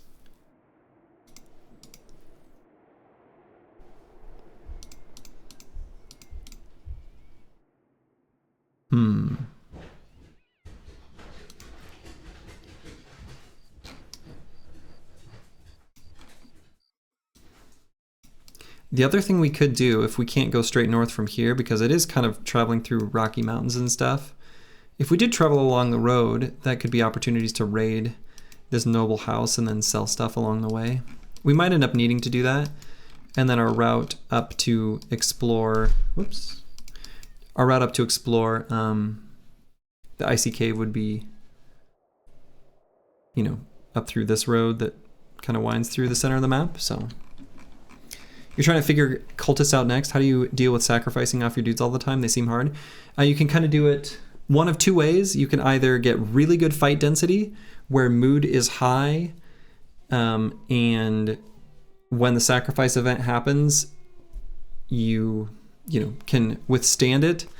The other is, if that isn't the case, which is kind of hard to maintain actually, you can be close to cities where, as Some Weird Sin suggests, you do some heavy drinking, hit up the taverns when there's a sacrifice event. The other thing is trying to recruit as many cultists as possible so that others see the darkness as they used to see the light.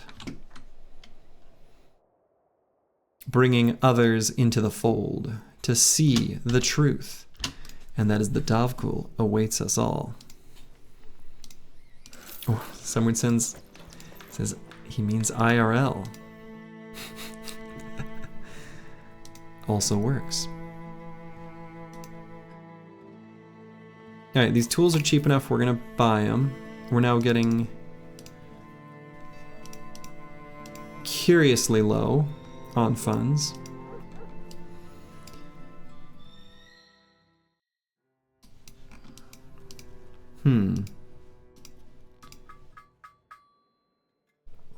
If I purchase the copper ingots, I'd maybe get a small profit, so I will probably do that. Let's put the bone plating on in armor. Most of these armors are kind of meh, with the exception of the stitch nomad armor, which is okay for nimble. This already has a pretty decent component on it, so I don't want to do anything there. So I'm looking at kind of like potential long-term nimble pieces that I can put this attachment onto. And honestly, the only one that really makes the cut's this leather lamlar armor. And even it, because we're gonna give it 2 additional fatigue, is like kinda not great, like it's okay. But it probably will be the best suited, and we're gonna put it on something, so here it goes. And we're definitely gonna equip this armor. 1 free hit each fight. You love to see it. Let's buy the copper bars. We got 1 day of wages. We'll be able to do something with it at Schneefels. At Schnitzel.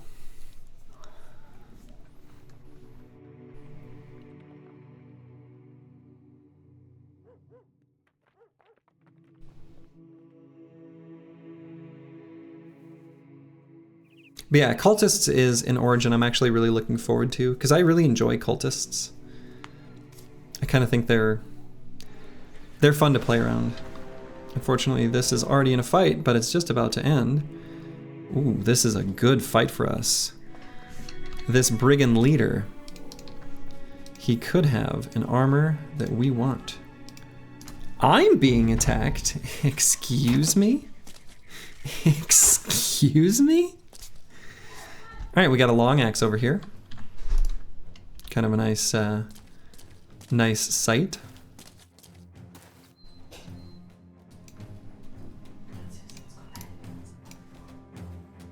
Unfortunately, the leader, again, we're getting kind of unlucky with their gear. He's got like an okay hat, which, you know, is fine, but we really want just body armor.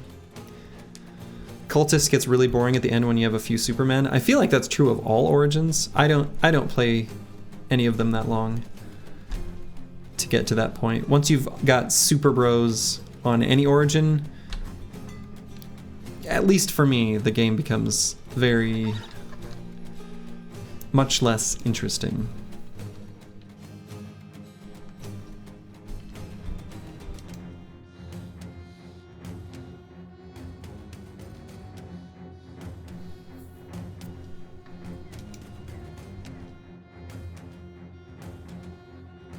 What's this? Orc cosplayers, 4 chains and a mansplitter?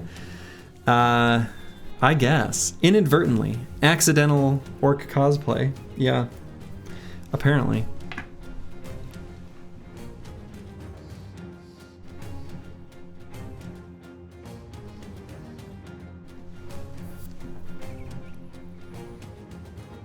Alright, given that they moved forward up here, I'm gonna match them. Adrenaline newts in nimble armor with orc weapons, kind of legit, especially flail. Yeah, definitely.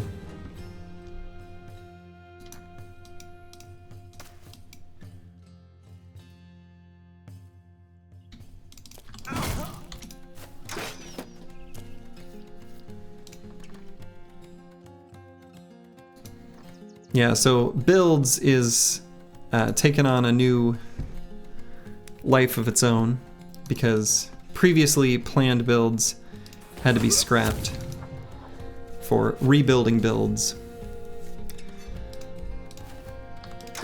So we're calling them milk, toast, and eggs, tongue-in-cheek, because a lot of my, you know, builds and gameplay, describing it as spicy, is something that I can't do here.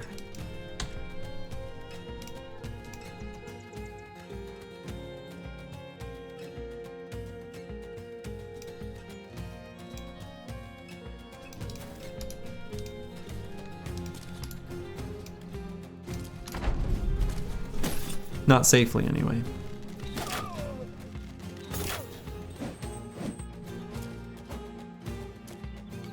You had a few super mutants in your Anatomus run? Fun. Yeah, Anatomus will be interesting because I think my choices for Anatomus are going to depend so much on whether I've found the healing elixir tree, the grotesque tree, or not, to be able to make a super mutant kind of bro. Otherwise you can't. Realistically, most of the potions I'm going to be using more or less right when I get them, at least early on. But some of the late game ones, I may have the opportunity to concentrate. We'll see. That one should be interesting. A lot of weird stuff could happen there.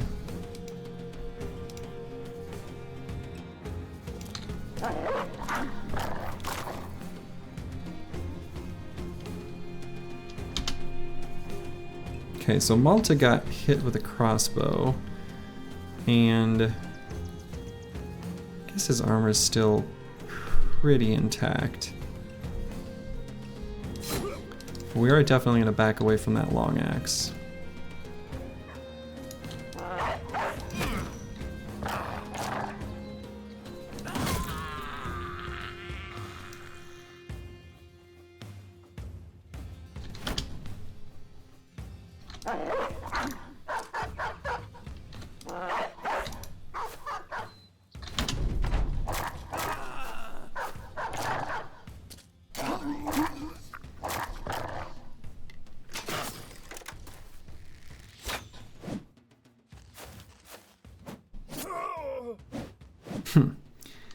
That guy got a puncture.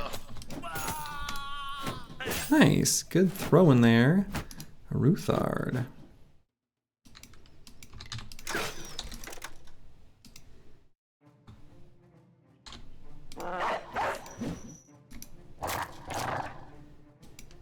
Uncle Freddie Mac missing attacks.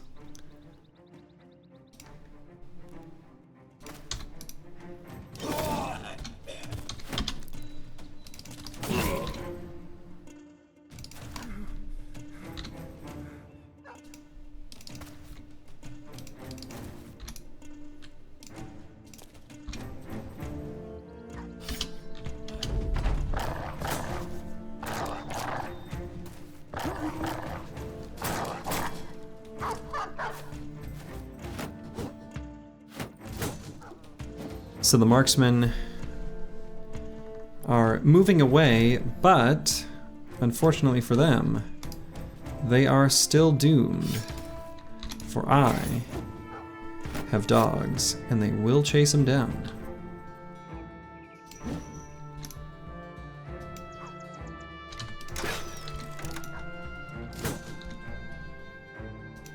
Assuming they get the opportunity, I suppose.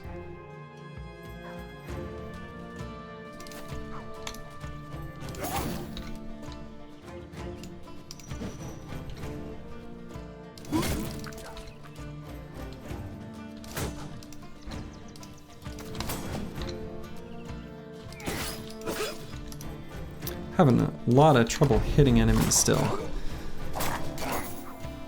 Definitely feeling the low levels of the bros.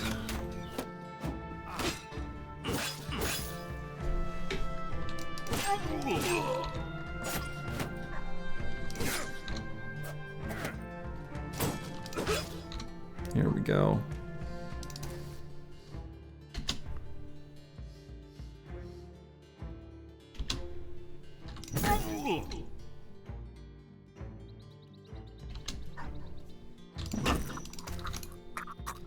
Finally. What's a guy gotta do to hit some briggies in this town, you know?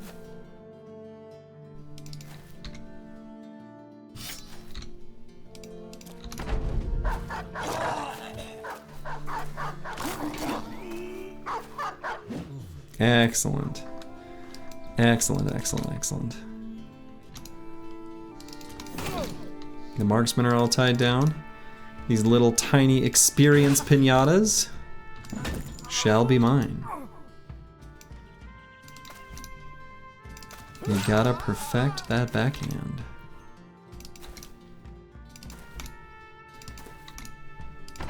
Especially when you're dealing with briggies. Great. Little pile of crowns and goodies.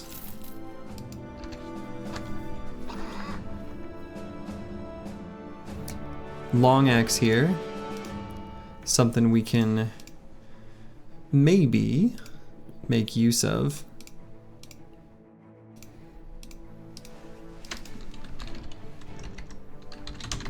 Oops.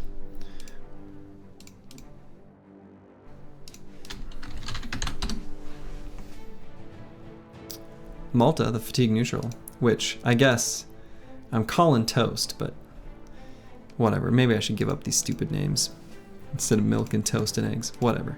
I'm not even really sticking to it. Who cares? Alright. Sir Kunibert, our lone wolf tank. I think we just take these 3 stats and call it good. So something that's also of note is that our lone wolf off tank will not have the option of having the undead trinket to protect their resolve against fear and mind control attacks that we could otherwise normally get from another origin because of our oaths, so we won't have that option here. So Shield Mastery is a decent choice for us to go ahead and take right now, or Shield Expert. I don't know why I call it Shield Mastery. I suppose because it's Weapon Mastery, but Shield Expertise. Kind of weird. Uncle Freddie Mac, almost to nimble. Getting very close.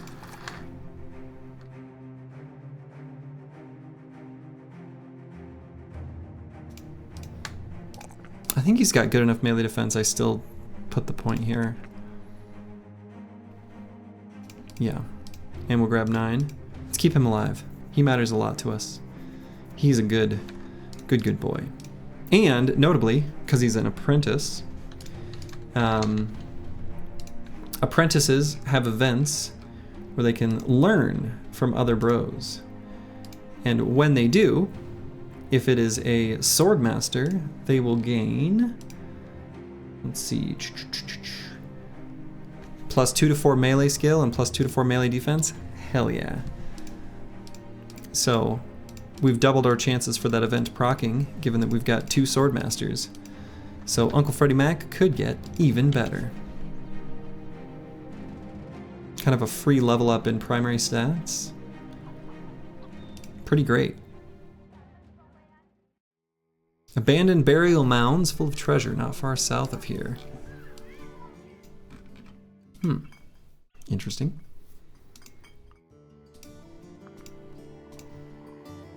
They've got disappearing villagers here. I think they did last time we were here a while ago.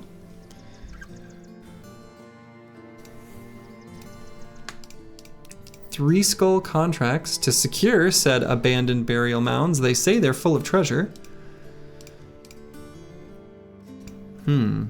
We need money.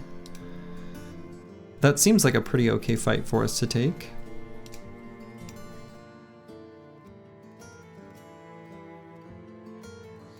The severe concussion doesn't lower his resolve. And he is our bro with rally, so even though he's got the concussion, we might bring Debuli back in for this fight. So, anyone else a millennial in here? I have to imagine at least some. I am.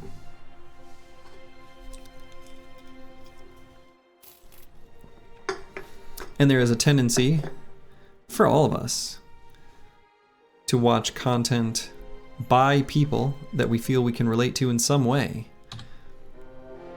So I wouldn't be surprised if there are many millennials here. Also, what is a millennial is a completely valid question to even ask. Plethora of Noxerers. I hate fighting nachos without spear bros. Hate it. Grib has a hot take on this. Ooh. Let's hear it. Everyone can relate to everyone in some way. So far, not a hot take. That seems pretty reasonable. Is that the hot take? Or is there more to it? That's an incredibly reasonable, rational, A+ take.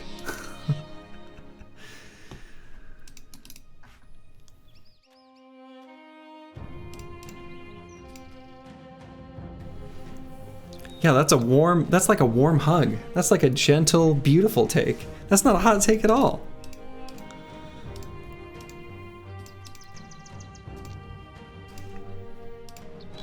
That's like a chilly take.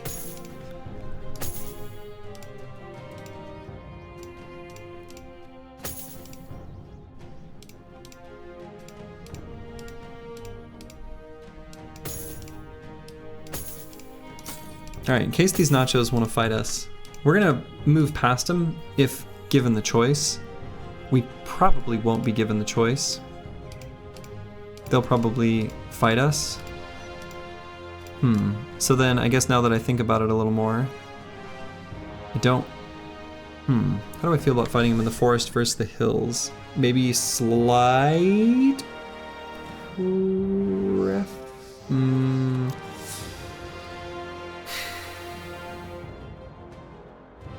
The other tricky thing about groups of nachos is you don't know how many are T1, T2, and T3. Let's fight him before it becomes nighttime.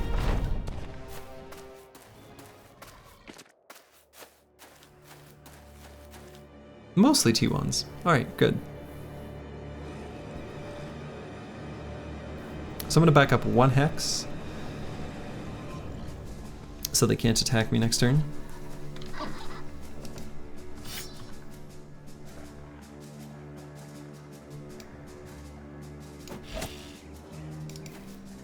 To keep Genghis Khan's gravesite a secret, everyone involved in burying him was killed immediately after burying him. The men who killed those men were killed. My goodness.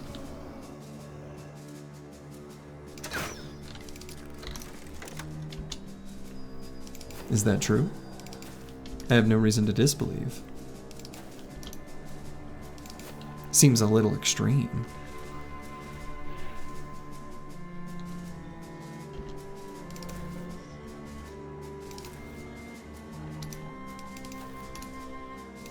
Alright, we'll fold Bijante in.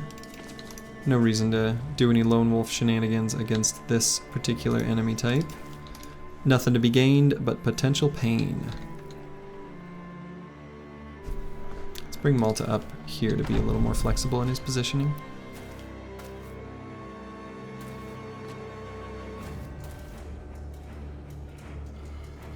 They're waiting on that initial front line here. So if I made melee contact, they would move up. But they've avoided...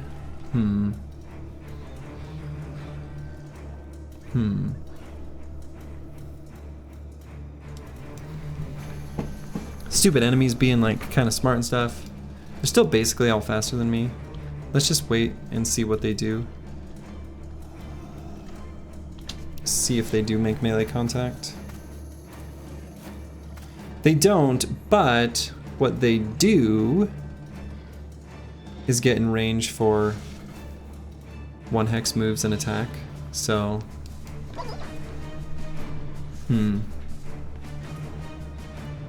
the tricky thing about that though is that I can't cover the bodies.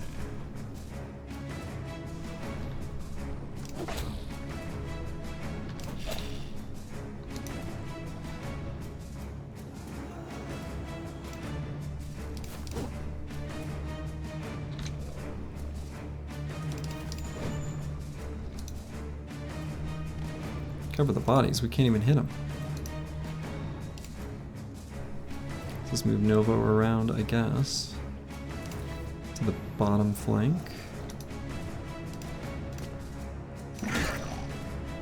Yes, that's what I kind of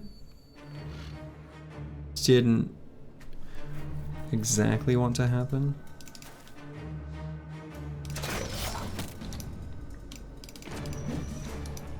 It's not terrible.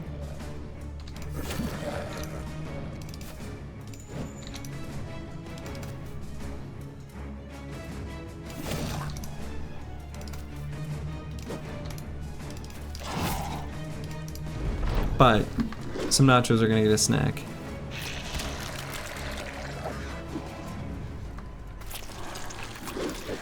Yeah. The T3 nachos, pretty reasonable risk, actually. We're absolutely going to concentrate firepower on him.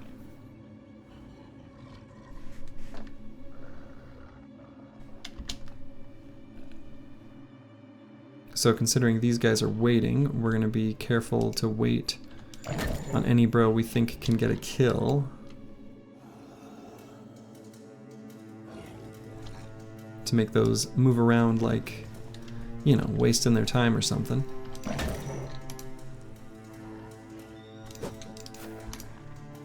Good stun.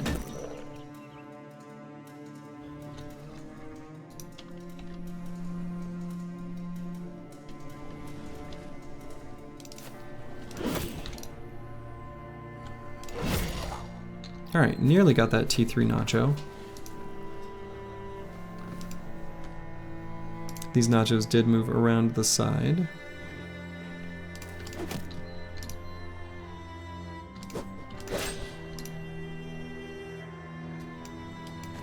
Uh-oh, title says rebuilding. Need to hit the VOD for something spicy, I think. Indeed. If you want spoilers to go right to it, that is a time-stamped video link.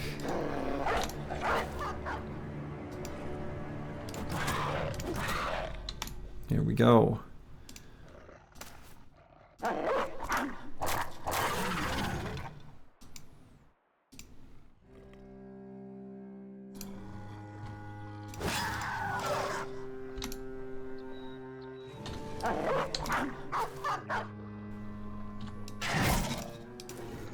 Did you die is the real question.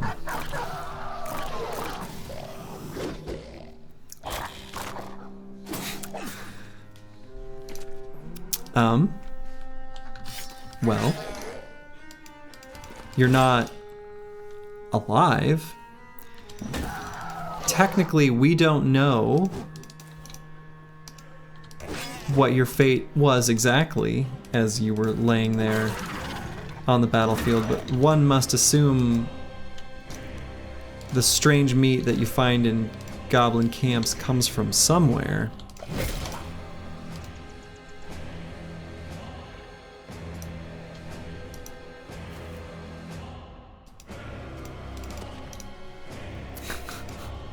The look says yes. Yeah. Only one bro survived that fight. Exactly one.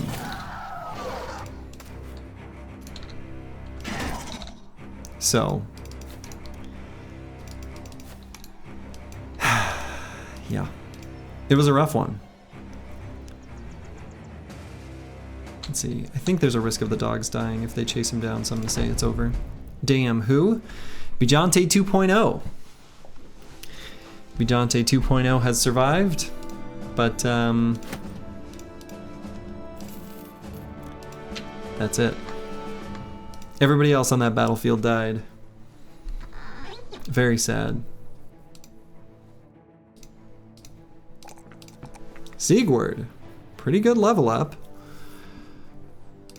I wonder if Sigurd, I'm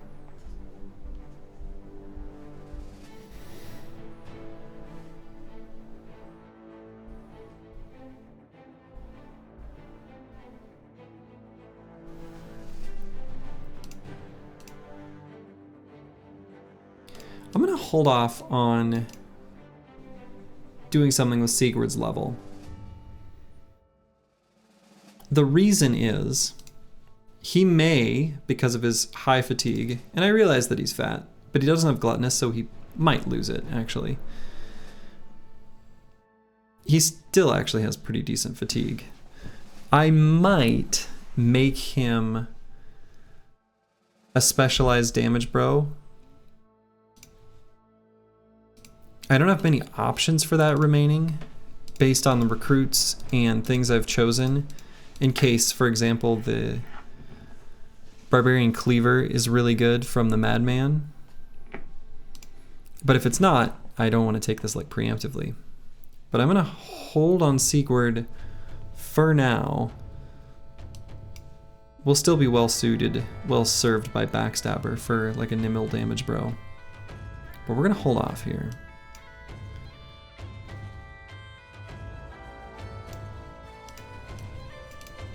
Dabuli's going to come in.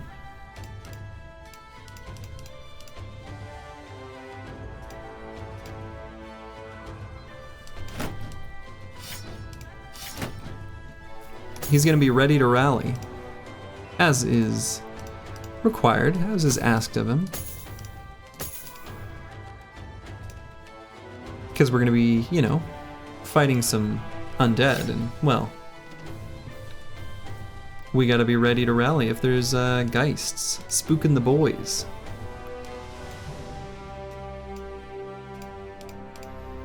So we'll put him right in the center.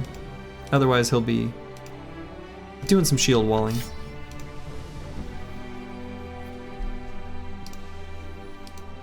Novo. Off tank or fatigue neutral. I guess we know that we don't need the off tank anymore. This will be a fatigue neutral, so that means we're gonna have 1 inline tank, 4 fatigue neutrals, 3? 3. Yeah, 4. 4.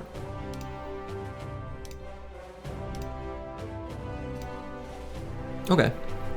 That's kind of more than... I don't know. We're definitely going to need to find heavy armors. What we're going to end up doing with our spare crowns, if we get some later, is just straight up buying armors. But also, if we participate in the Holy War, we may be able to get them from some knights. So, one would normally have a banner for this rally cry. One would normally have that. How dare you build fatigue neutrals? I know. The audacity. I can't believe it. Streamer chooses to use build that is effective.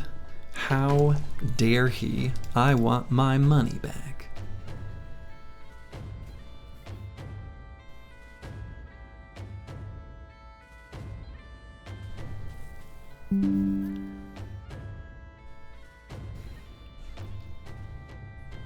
So this perk point is of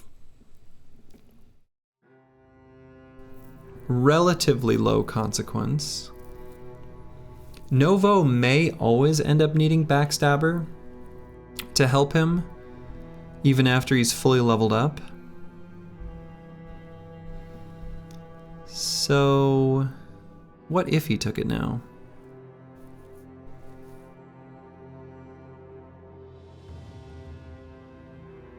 He could take Pathfinder. He will definitely need that eventually, no matter what. Given the current fight coming up, being against undead, and he's definitely going to need to take this, especially absent a banner is going to be Fort Mind. Maybe that's pretty good, actually.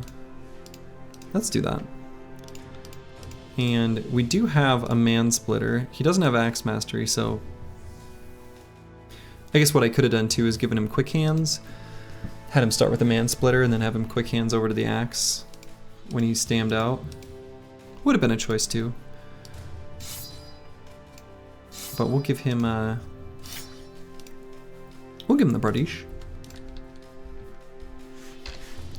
So I think I feel pretty decent about Fort Mine there. And we had another level up. Ruthard. A initiative gunner. Gonna be the one of his kind. He will probably be one build that will be kind of bad against Ancient Dead, where if he sits out in that fight in Monolith, that's okay. We'll have other options. But I think it's a build that has enough utility other fights that I want to take it.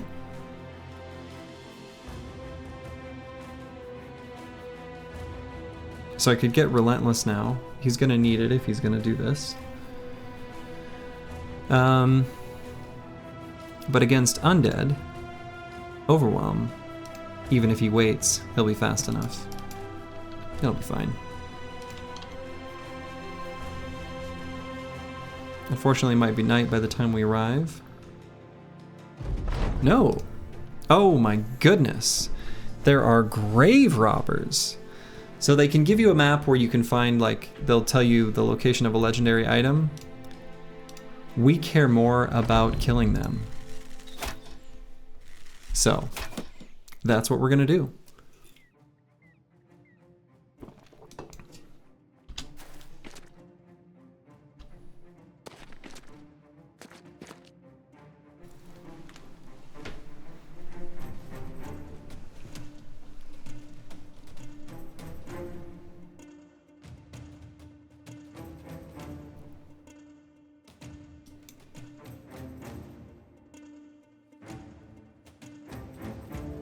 $15 raiders. Decent number. Okay, inspired by a nearby leader. There is a brigand leader somewhere. must be right here behind this little casket, this sarcophagus. So, we're hoping, of all the brigand leaders we've seen that don't have fancy armors, we're hoping that this one does. Slurgy, how many people do you know that are in what is called the Lost Generation? Is that not the generation that is older than the boomers? That is quite old? I don't know that I know too many. Because they'd have to be like, what, 80 years old or older? To be considered that?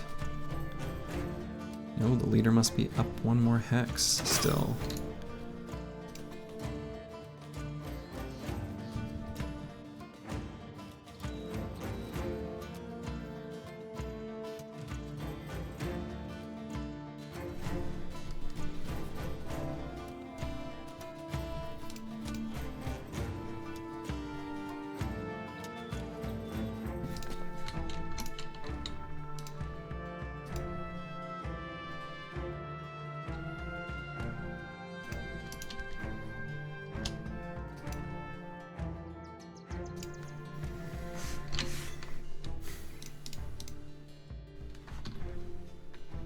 There's the leader.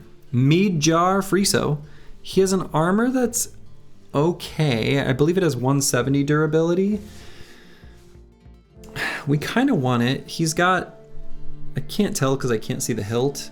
I think that might be a noble sword though. So a mildly scary-ish weapon, but not too bad, especially if we get Bijante on him.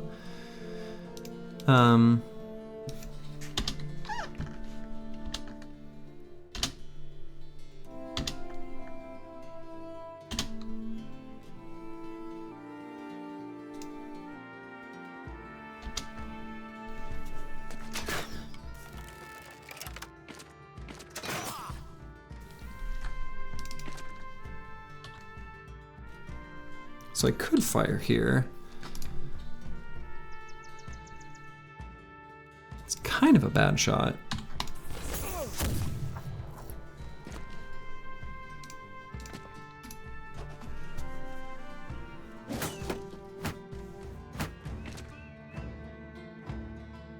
Maybe should have waited on that shot actually. That way I could reposition for next turn.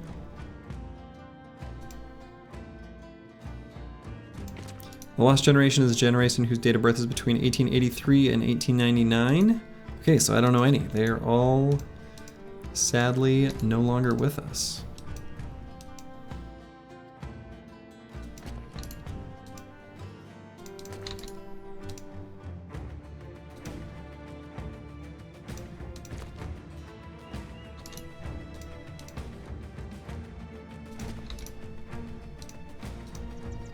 I think because this Brigand Raider's pulling out this scary, skewery throwing weapon, I should go up and get in melee with him.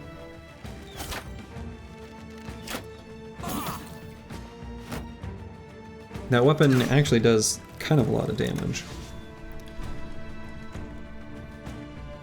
Alright, so Dr. Jones took a pretty big hit there, and he's in kind of an exposed hex. I'm a little worried about what Midjar Friso is going to do.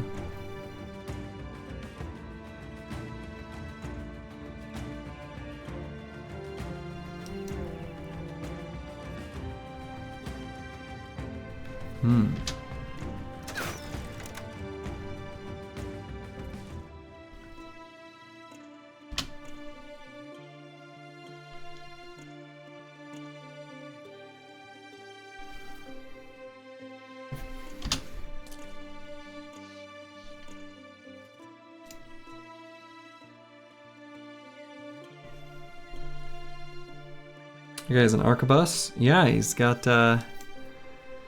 game calls it a handgun, Handgonne, but basically an arquebus.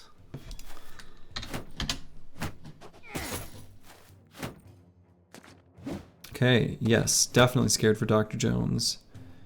Definitely.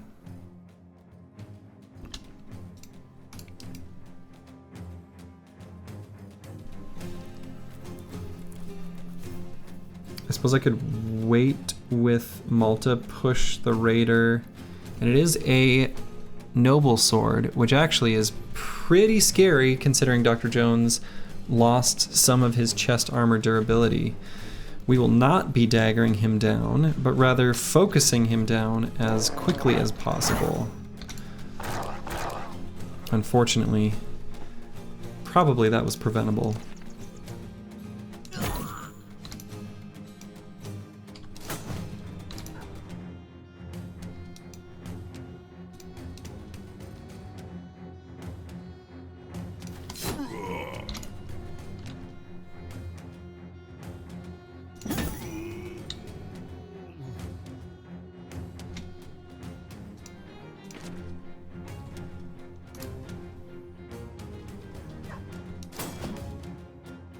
Man, Vigilante, he's had these pretty decent hit chance attacks on the flanks in a lot of these fights and just isn't doing it.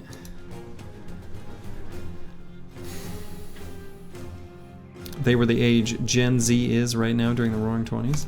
Fancy. You finally got a stream after you killed me. Sorry, Mortimer Drock. Not only did I kill you, your bro in particular, I handled terribly by just not rearranging the forge gear that I had to give you like a tiny bit of extra fatigue, which could have changed the whole battle. So yeah. Oh, whoa. Couldn't figure out a straight line there.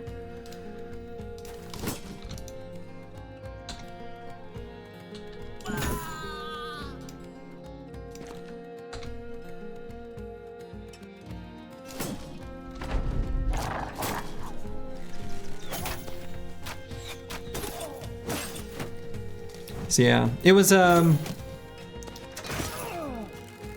battle that upon reflection, I found enough misplays that like, I deserved what happened. You said before, don't bring fatigue neutral to goblin fights. Or as you're saying now, at least give them some, I mean, give them more than 15. Give them enough where they can, we know it's hilly terrain. Give them enough where they can move up 1 hex of elevation and still have enough fatigue to swing on like that first turn. Give them a tiny bit of extra fatigue. They don't need much, but they do need a little.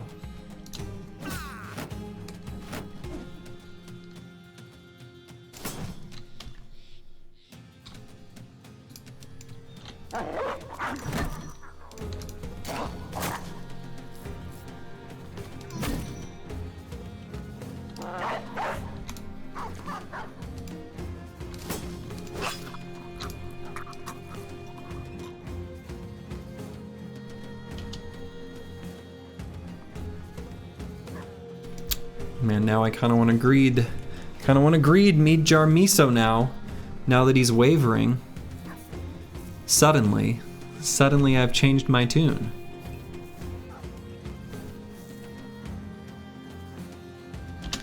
We'll see if we get some more resolve breaks on him as other bros take their turns.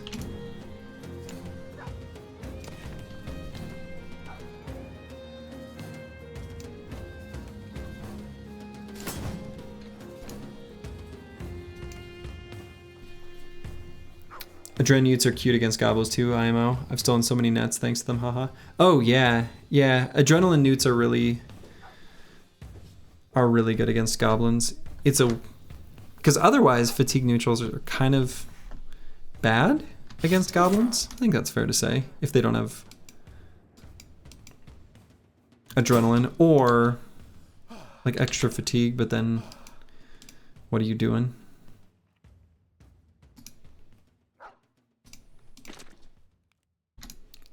We're kind of hiding him behind a tree there. 5% chance to hit. I guess that's not very good, huh?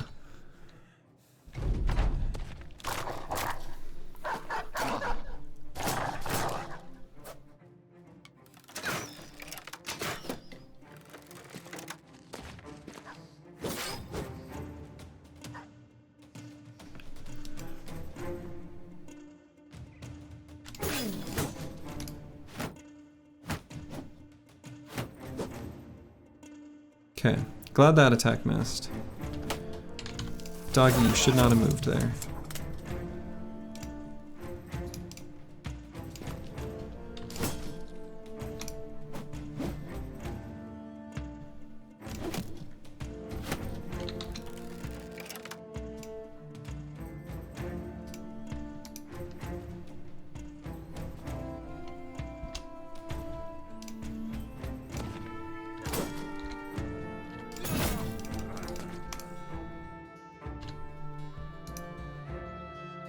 I'm gonna wait on that attack to see if we can get another resolve drop on the leader.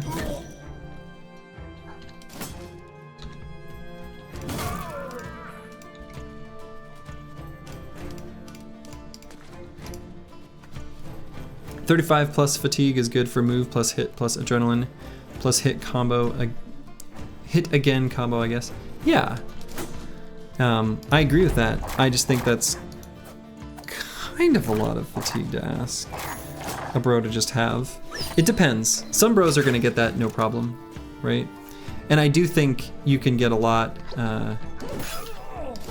you know, if you've got athletic as a trait, you can get away with kind of not that much extra fatigue at all, actually.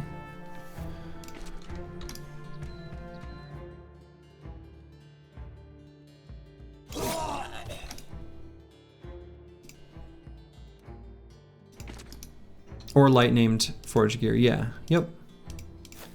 That's true.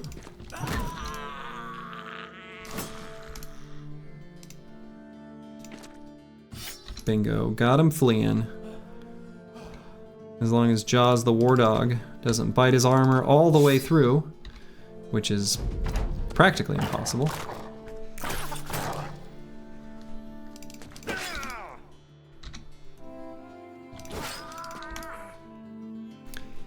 Your last run, you were lucky to get proper 3 Battleforge Axe Gunners as frontlines. It was so satisfying versus Gobbles or Orcs. Hell yeah. That is my absolute favorite build. Like, to play and to have available. It's very cool. I think I've got good bros surrounding him.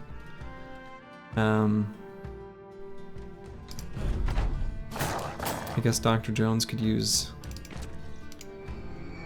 a rally.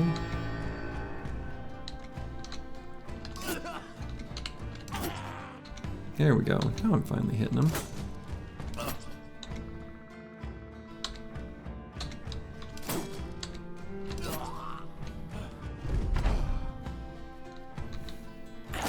Bajante says that's cheating. It's cheating because it's awesome. Wow, alright. He doesn't want to rally. That's fine. He's committed. He's committed to not feeling great about this fight. 9 lives procced.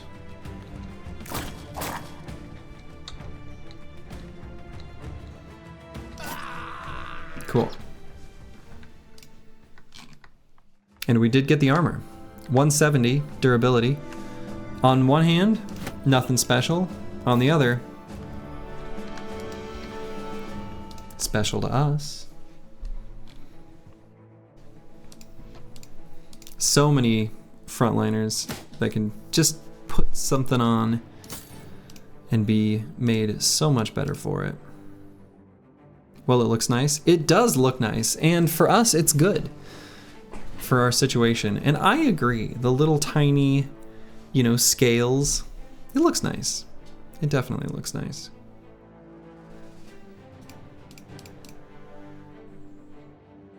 The closed mail coif is kind of an interesting nimble piece. I think there exist enough situations where it's worth keeping for fatigue. Numbers for good nimble. Bujante 2.0 gets his final level up. So This will be the bro that we put against the barbarian madman.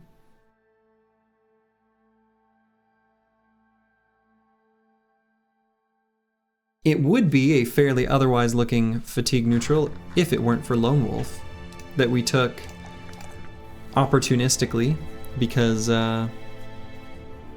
well,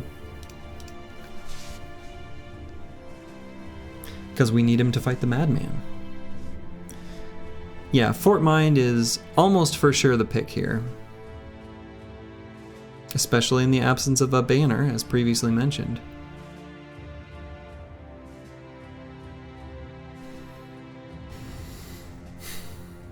Yeah, I think it's just Fort Mind. That's pretty simple. Straightforward, strong perk. So now,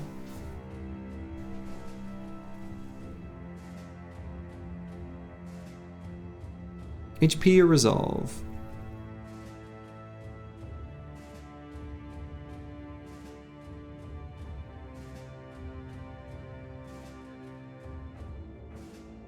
Crippling Strikes is the close second. Recover shortly after.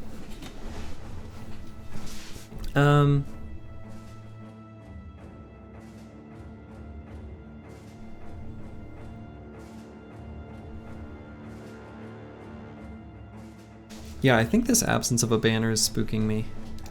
Let's go heavier on resolve than normal. I don't know if that's quite necessary, but it feels like it might be. I don't know. Dr. Jones, getting close to nimble. Take resolve there. And here we could grab Pathfinder would be okay. Student.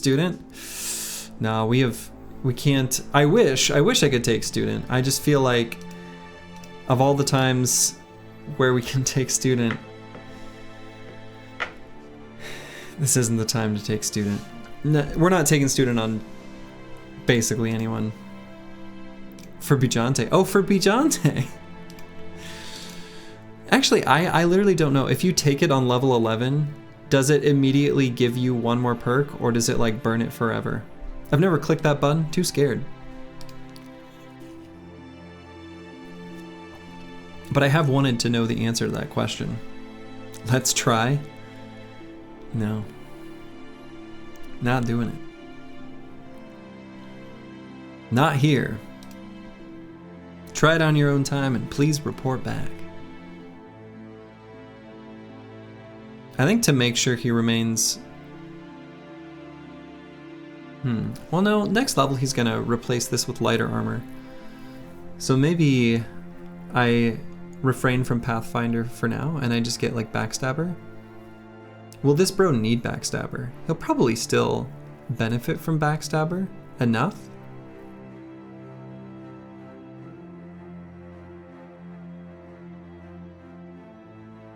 Yeah. Malta. Chad. I see you've had a little bit of a setback, Mr. Slurgy. Did I make it out alive?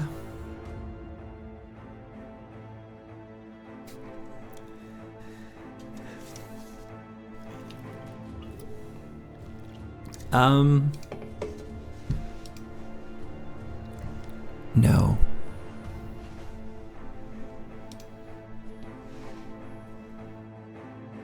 Yeah, very sad. Very, very sad.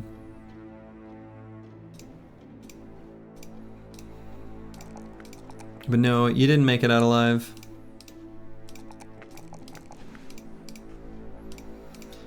Did not make it out alive.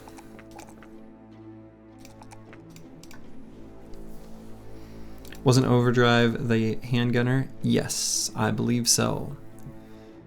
And I feel like having not spec'd Pathfinder on that bro by that point was criminal and dumb. So yeah, on 130 runs, yeah, Yeah. I should have given you Pathfinder earlier. Ahead of Dagger Mastery, I think I had on him, which is just like that's like the perk 11. So it was stupid, and not having Pathfinder did prevent like that one small thing. There's actually a very large number of one small things that had they gone differently, actually that fight would have been a success. Not having Pathfinder was definitely among them. And I think there's no reason not to have Pathfinder on that build by that point. So that's the fun of the game. Yeah, we learn, we adapt, we overcome, we improve for the future. Erland here. We know he will eventually have to take Brawny given his stats. Actually might even just take it now, even on this type of gear, so that we can delay the decision of weapon mastery.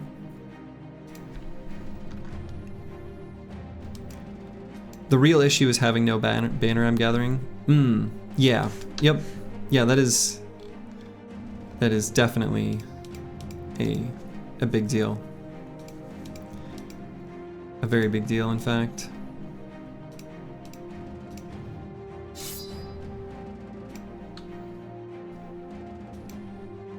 Erland is pogging. Oh yeah, dude.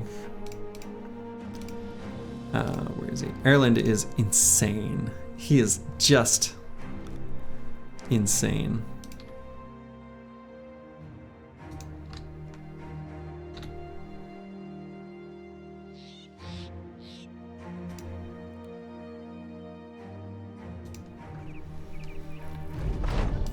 Okay.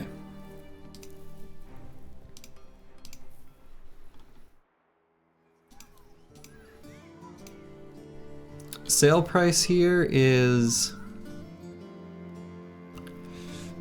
okay. Let's see, where are we at map-wise? This might be the best place we get to sell stuff, unless we wanted to go all the way back to Himmelstadt, which I kind of don't want to do. You should rename him to Erland Haaland. What does that mean? Is that just like a cool name? I think it's criminal you can't get a replacement banner. Yeah. Oh, you're referring to his helmet. Oh, like...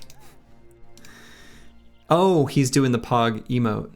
Yeah, he is. Duh, I get it. I see it. I see it now. I see it now. He absolutely is.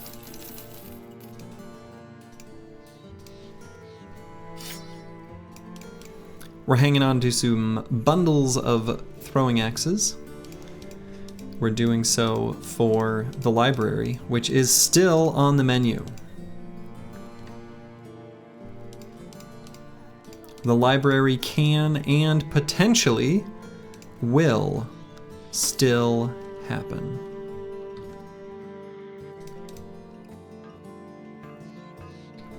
The overworld display will always be wrong since it shows a banner. Yeah. Well, and I now have a concern. I'm gonna be honest, I'm a little concerned. I don't understand why an oath isn't firing, and I don't know if it has to do with not having a banner or something. I feel like an oath should have fired by now. It did previously always fire pretty quickly after the previous one resolved, relatively speaking, and it's been like a full day in game time. So realistically, what would you put the chances of completing Monolith without a banner? I don't know what I would put my, like, it's hard for me to put a number on that, like really hard for me to put a number on it. Like generally speaking, like a different run than this one, where I had plenty of time to prepare, pretty high. Like it's really nice, but it's not, I don't want to overstate its importance as well. Like, you absolutely can do Monolith without a banner, like that's fine.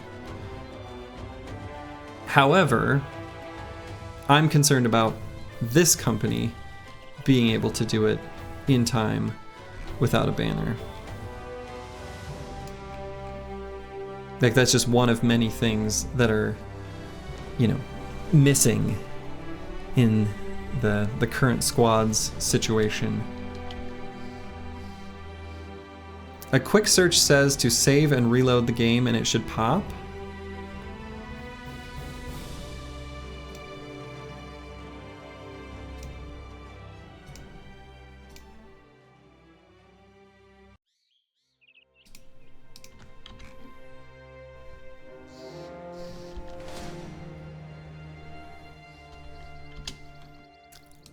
I don't know.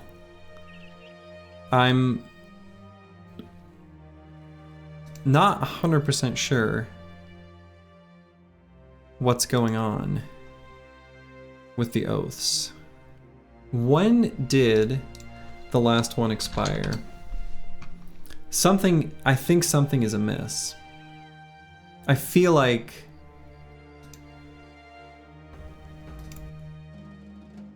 you know, my goal, of course, is to show, considering we want, you know, no game-altering mods. So I have like a few just quality of life ones, like the ones that speed up, you know, game time and stuff like that.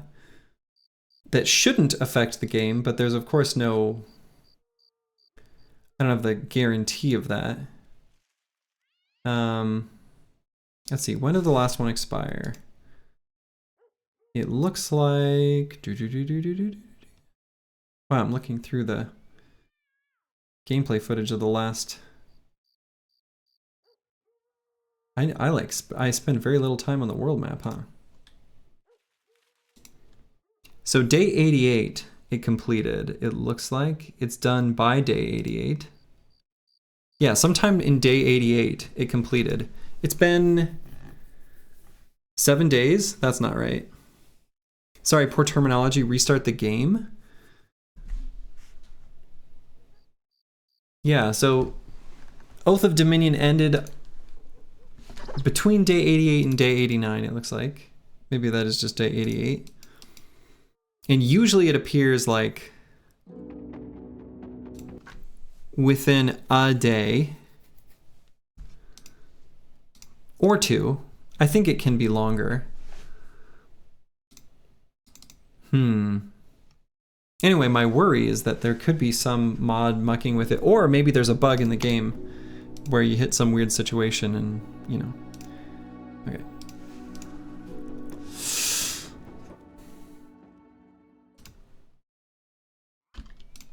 I don't know. I don't know what's going on.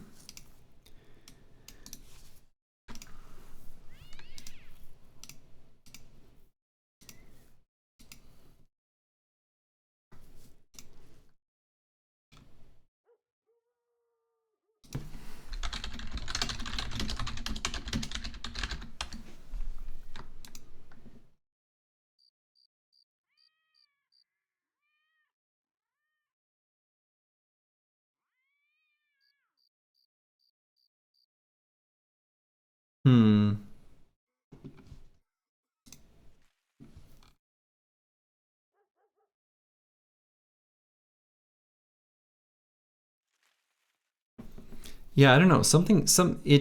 The oath should have procced. I feel like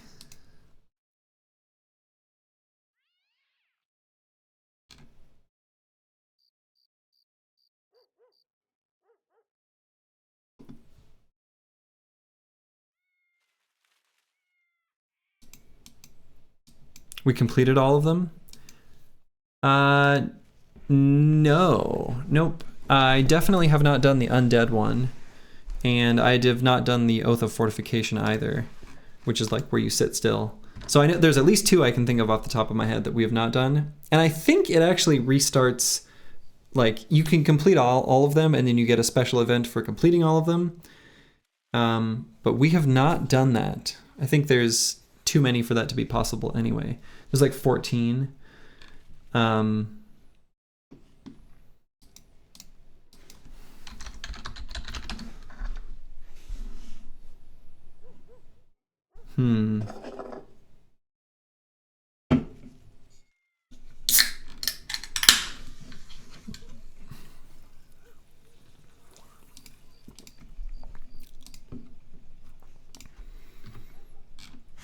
Yeah, something's screwed up.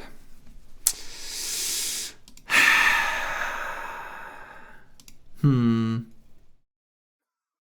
don't like this. Yeah, Zephyr's right. They should cycle around anyway. Any oath that you do, you can't do it twice in a row, but you can do the same oath with only one different one between itself.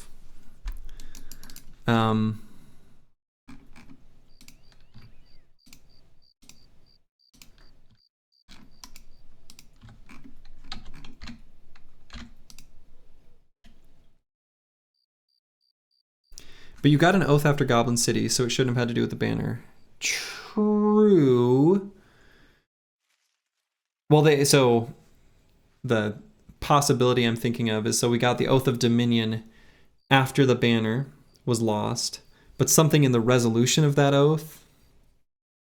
I don't know. I'm just sort of spitballing, but that's fair. I mean, yeah, we did get an oath after Goblin City, and it was the Oath of Dominion to fight beasts. We fought very few. It completed at day 88. And so there being a delay before the next one, totally normal. And in fact, I think it can be, I've had oaths or ambitions that I've completed that can take like a full day before it actually acknowledges that you did it. So that doesn't surprise me. But something is off.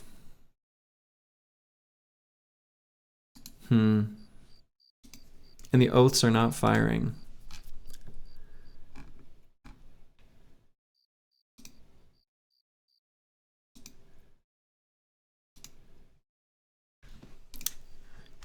Restart this game and see if it fixes the event manager. I did that. Maybe I didn't give it enough time. We did restart the game just a second ago.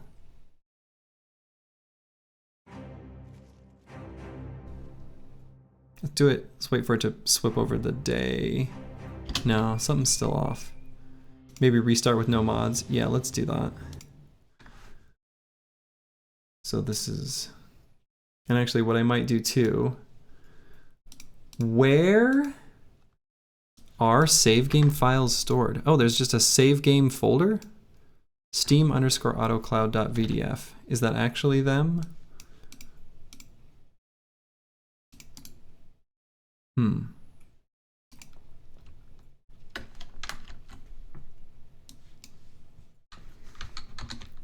Let me... Oh my goodness.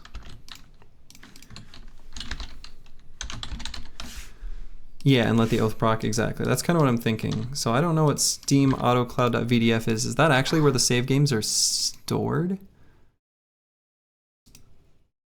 Boy, sorry to do this live. And you can't even see my screen. I could try to, like, oh no, there's, oh, wow. Documents, Battle Brothers, save games. Okay. They're just here.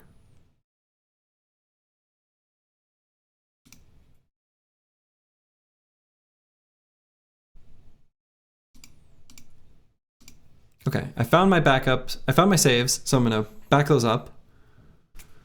And so, just to, I don't know, whatever, paranoia.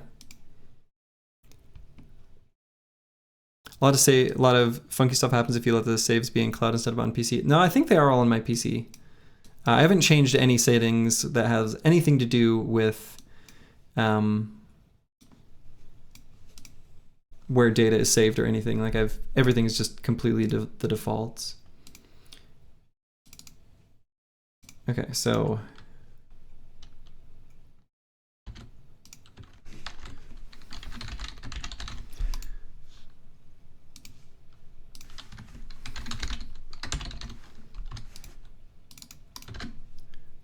all mods should be completely removed now.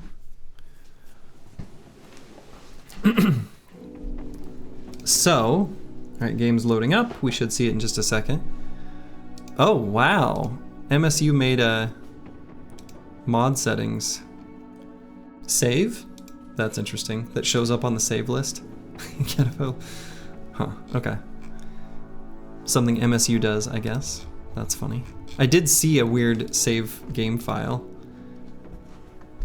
Okay. So now... I guess let's see if... It won't be instant, right? It'll still take a hot minute for an oath to trigger.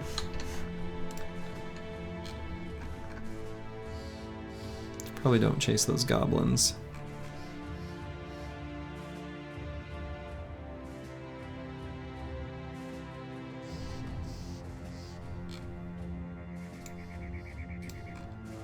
Still gonna continue like things are normal, I guess. You're allowed to redo this one for the streak, we won't tell Discord.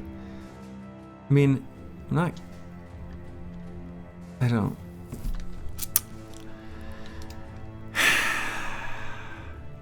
It just feels icky.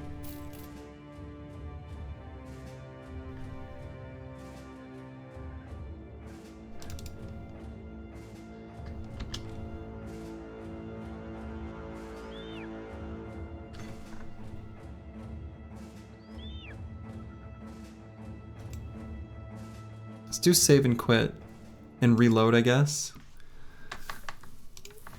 I don't know how long it... I mean, it's again, it's not instant. Like it, unless something happened to my save file itself, something in error log. Oh God, where's that? I do know that that exists. Log.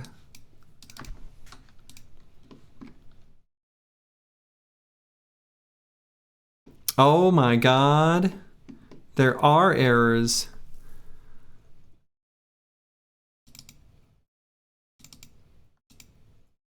The index brother does not exist, script error. Have skull equals false, torturer candidates equals array, brothers equals array. Script error, dead generator. Oh my God, there are errors in the event generator. Yeah, I see it. Captured oathbringer event.nut.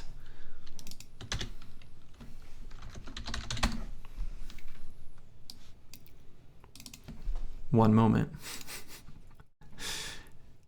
I can at least give you guys window capture. Create new. Yes, this one.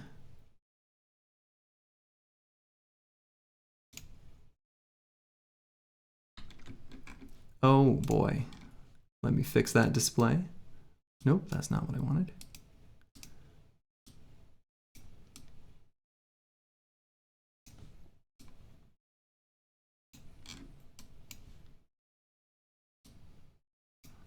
Okay, good enough. So,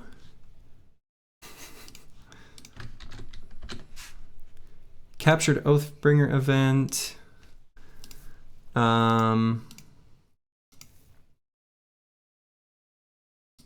What did the log file say? Did I close that? Oh no, I just put it in another window.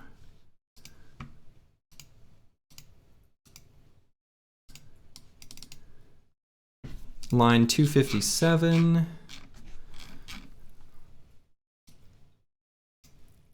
So something happens here, have skull equals this bro.get mood state. At least I'm assuming that's line number after the colon. And blah, blah, blah, world state. Yeah, something about this save is screwed up. It's trying to trigger, I think based on just what I'm seeing in the error log, is like it's trying to trigger this event. You almost let a captive Oathbringer roam free, and it can't find the skull. Have skull equals false, have skull equals false. that must be somehow relevant to this, because that appears in each one of these other scripts that's an error. That's the thing it's checking, which having skull equals, no, maybe that's not, I'm not sure. I mean, I don't have the skull. Have skull equals false is correct because I don't have the skull because I lost it. But that's the one thing that appears in more than one. Yeah, resuming dead generator script error, and then it just script error, script error, script error.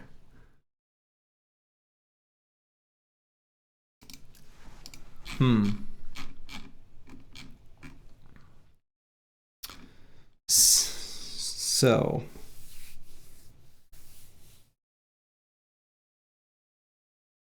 is there a way I can fix this? You can post the log in one of the modding discords. Maybe they have the cause. Yeah, they might. This is so far above my pay grade. Gotta dismiss your Oathtakers, maybe. I don't have any. So that's the thing. I don't have BB edit. I guess I could get it. Jesus. I don't have an Oathtaker. Like, I have no Oathtakers on my squad at all. So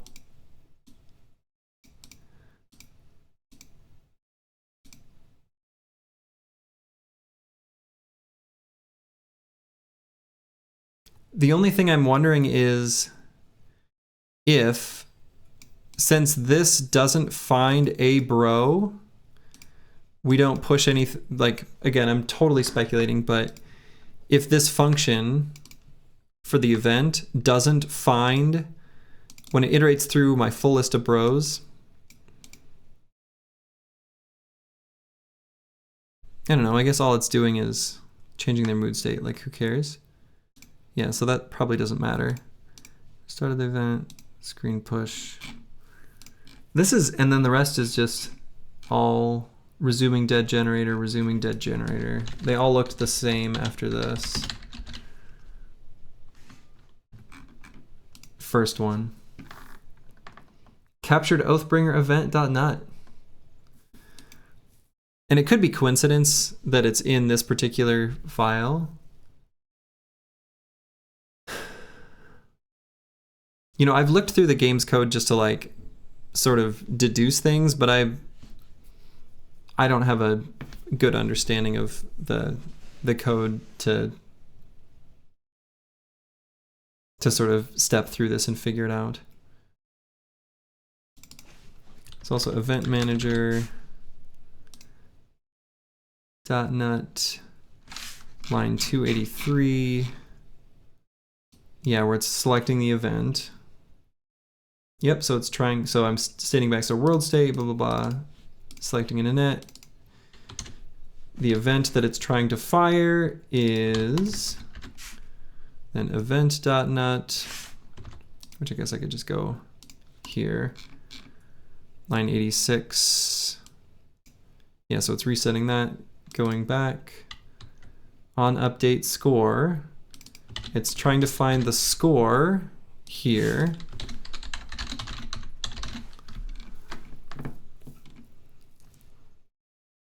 So maybe, I think what's after the colon, the line numbers might not be, the line numbers in the logs might not correspond to the line numbers from the decompiled code.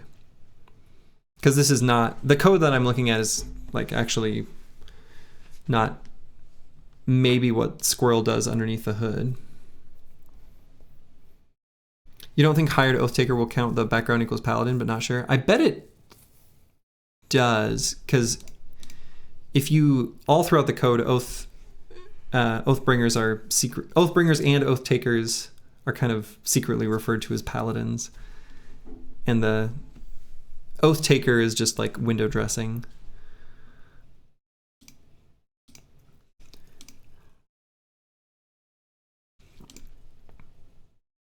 So have skull equals false, it makes sense. So it's looking for that. Torturer candidates. Push bro, background paladin. So that torturer candidates is going to be empty. If torturer candidates is 0, it'll push a random brother. Yeah, I mean, it's going to be hard for me to find a bug in this, but I don't have the skull. Something's going to happen for item and stash. I don't know why it's checking for it again.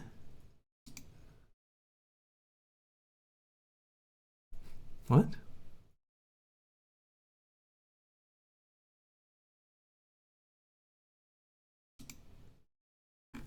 Yeah, something about the on update score for this function in this event is causing an error. Can you show the log? Oh, yeah, script error. The index brother does not exist. Actually, specifically what it says. Can I show the log? I'll copy paste it in chat. Because it's a, I can't find the right Chrome process. Or Chrome window. Because it opens up in a HTML file. So the index brother does not exist.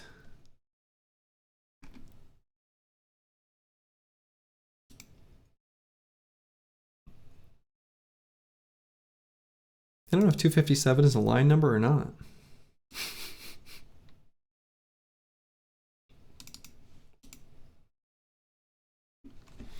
I may call this stream for now, and my goal before I next stream will be to fix this and get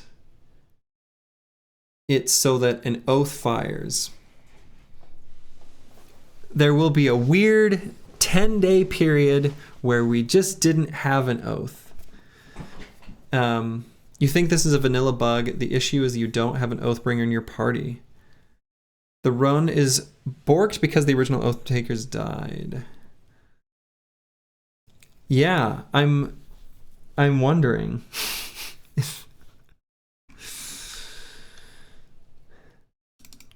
There may be a bug here in this particular event. I wonder if there's an easy way I can just remove this captured Oathbringer event. I don't even know what this is. Oh wow, captured Oathbringer event broken was the first thing that showed up.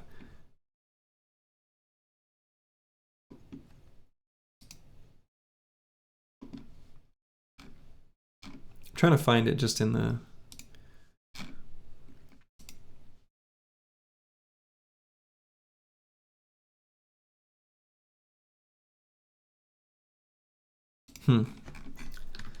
Yeah. What I'm going to try to do, here's my goal. I'm going to try to fix my save file somehow, or fix the whatever.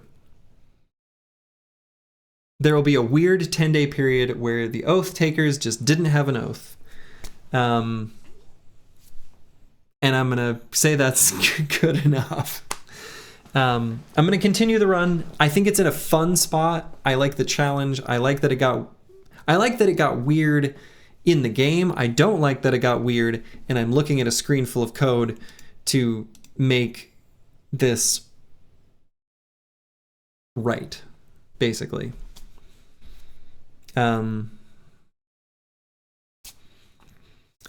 So I'm gonna consult with maybe some experts of some form, see if I can figure this out, and go from there. So I'm going to call it for now.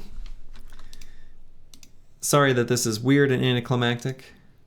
Not the dream, not the goal, not what I wanted. But I'll get this working, and we'll continue the run where we were, and everything will be good. It looks like there's not a great target to raid. So anyway, I will get this figured out. So to all of you, wherever you are in the world, or if you watching this happen to have pretty good knowledge of the Battle Brothers codebase and, you know, Squirrel and the nuts and such, to see if we can either resolve the save file or put in a small mod that can prevent this event from firing, or to fix the event if it's bugged in some way where it can still work.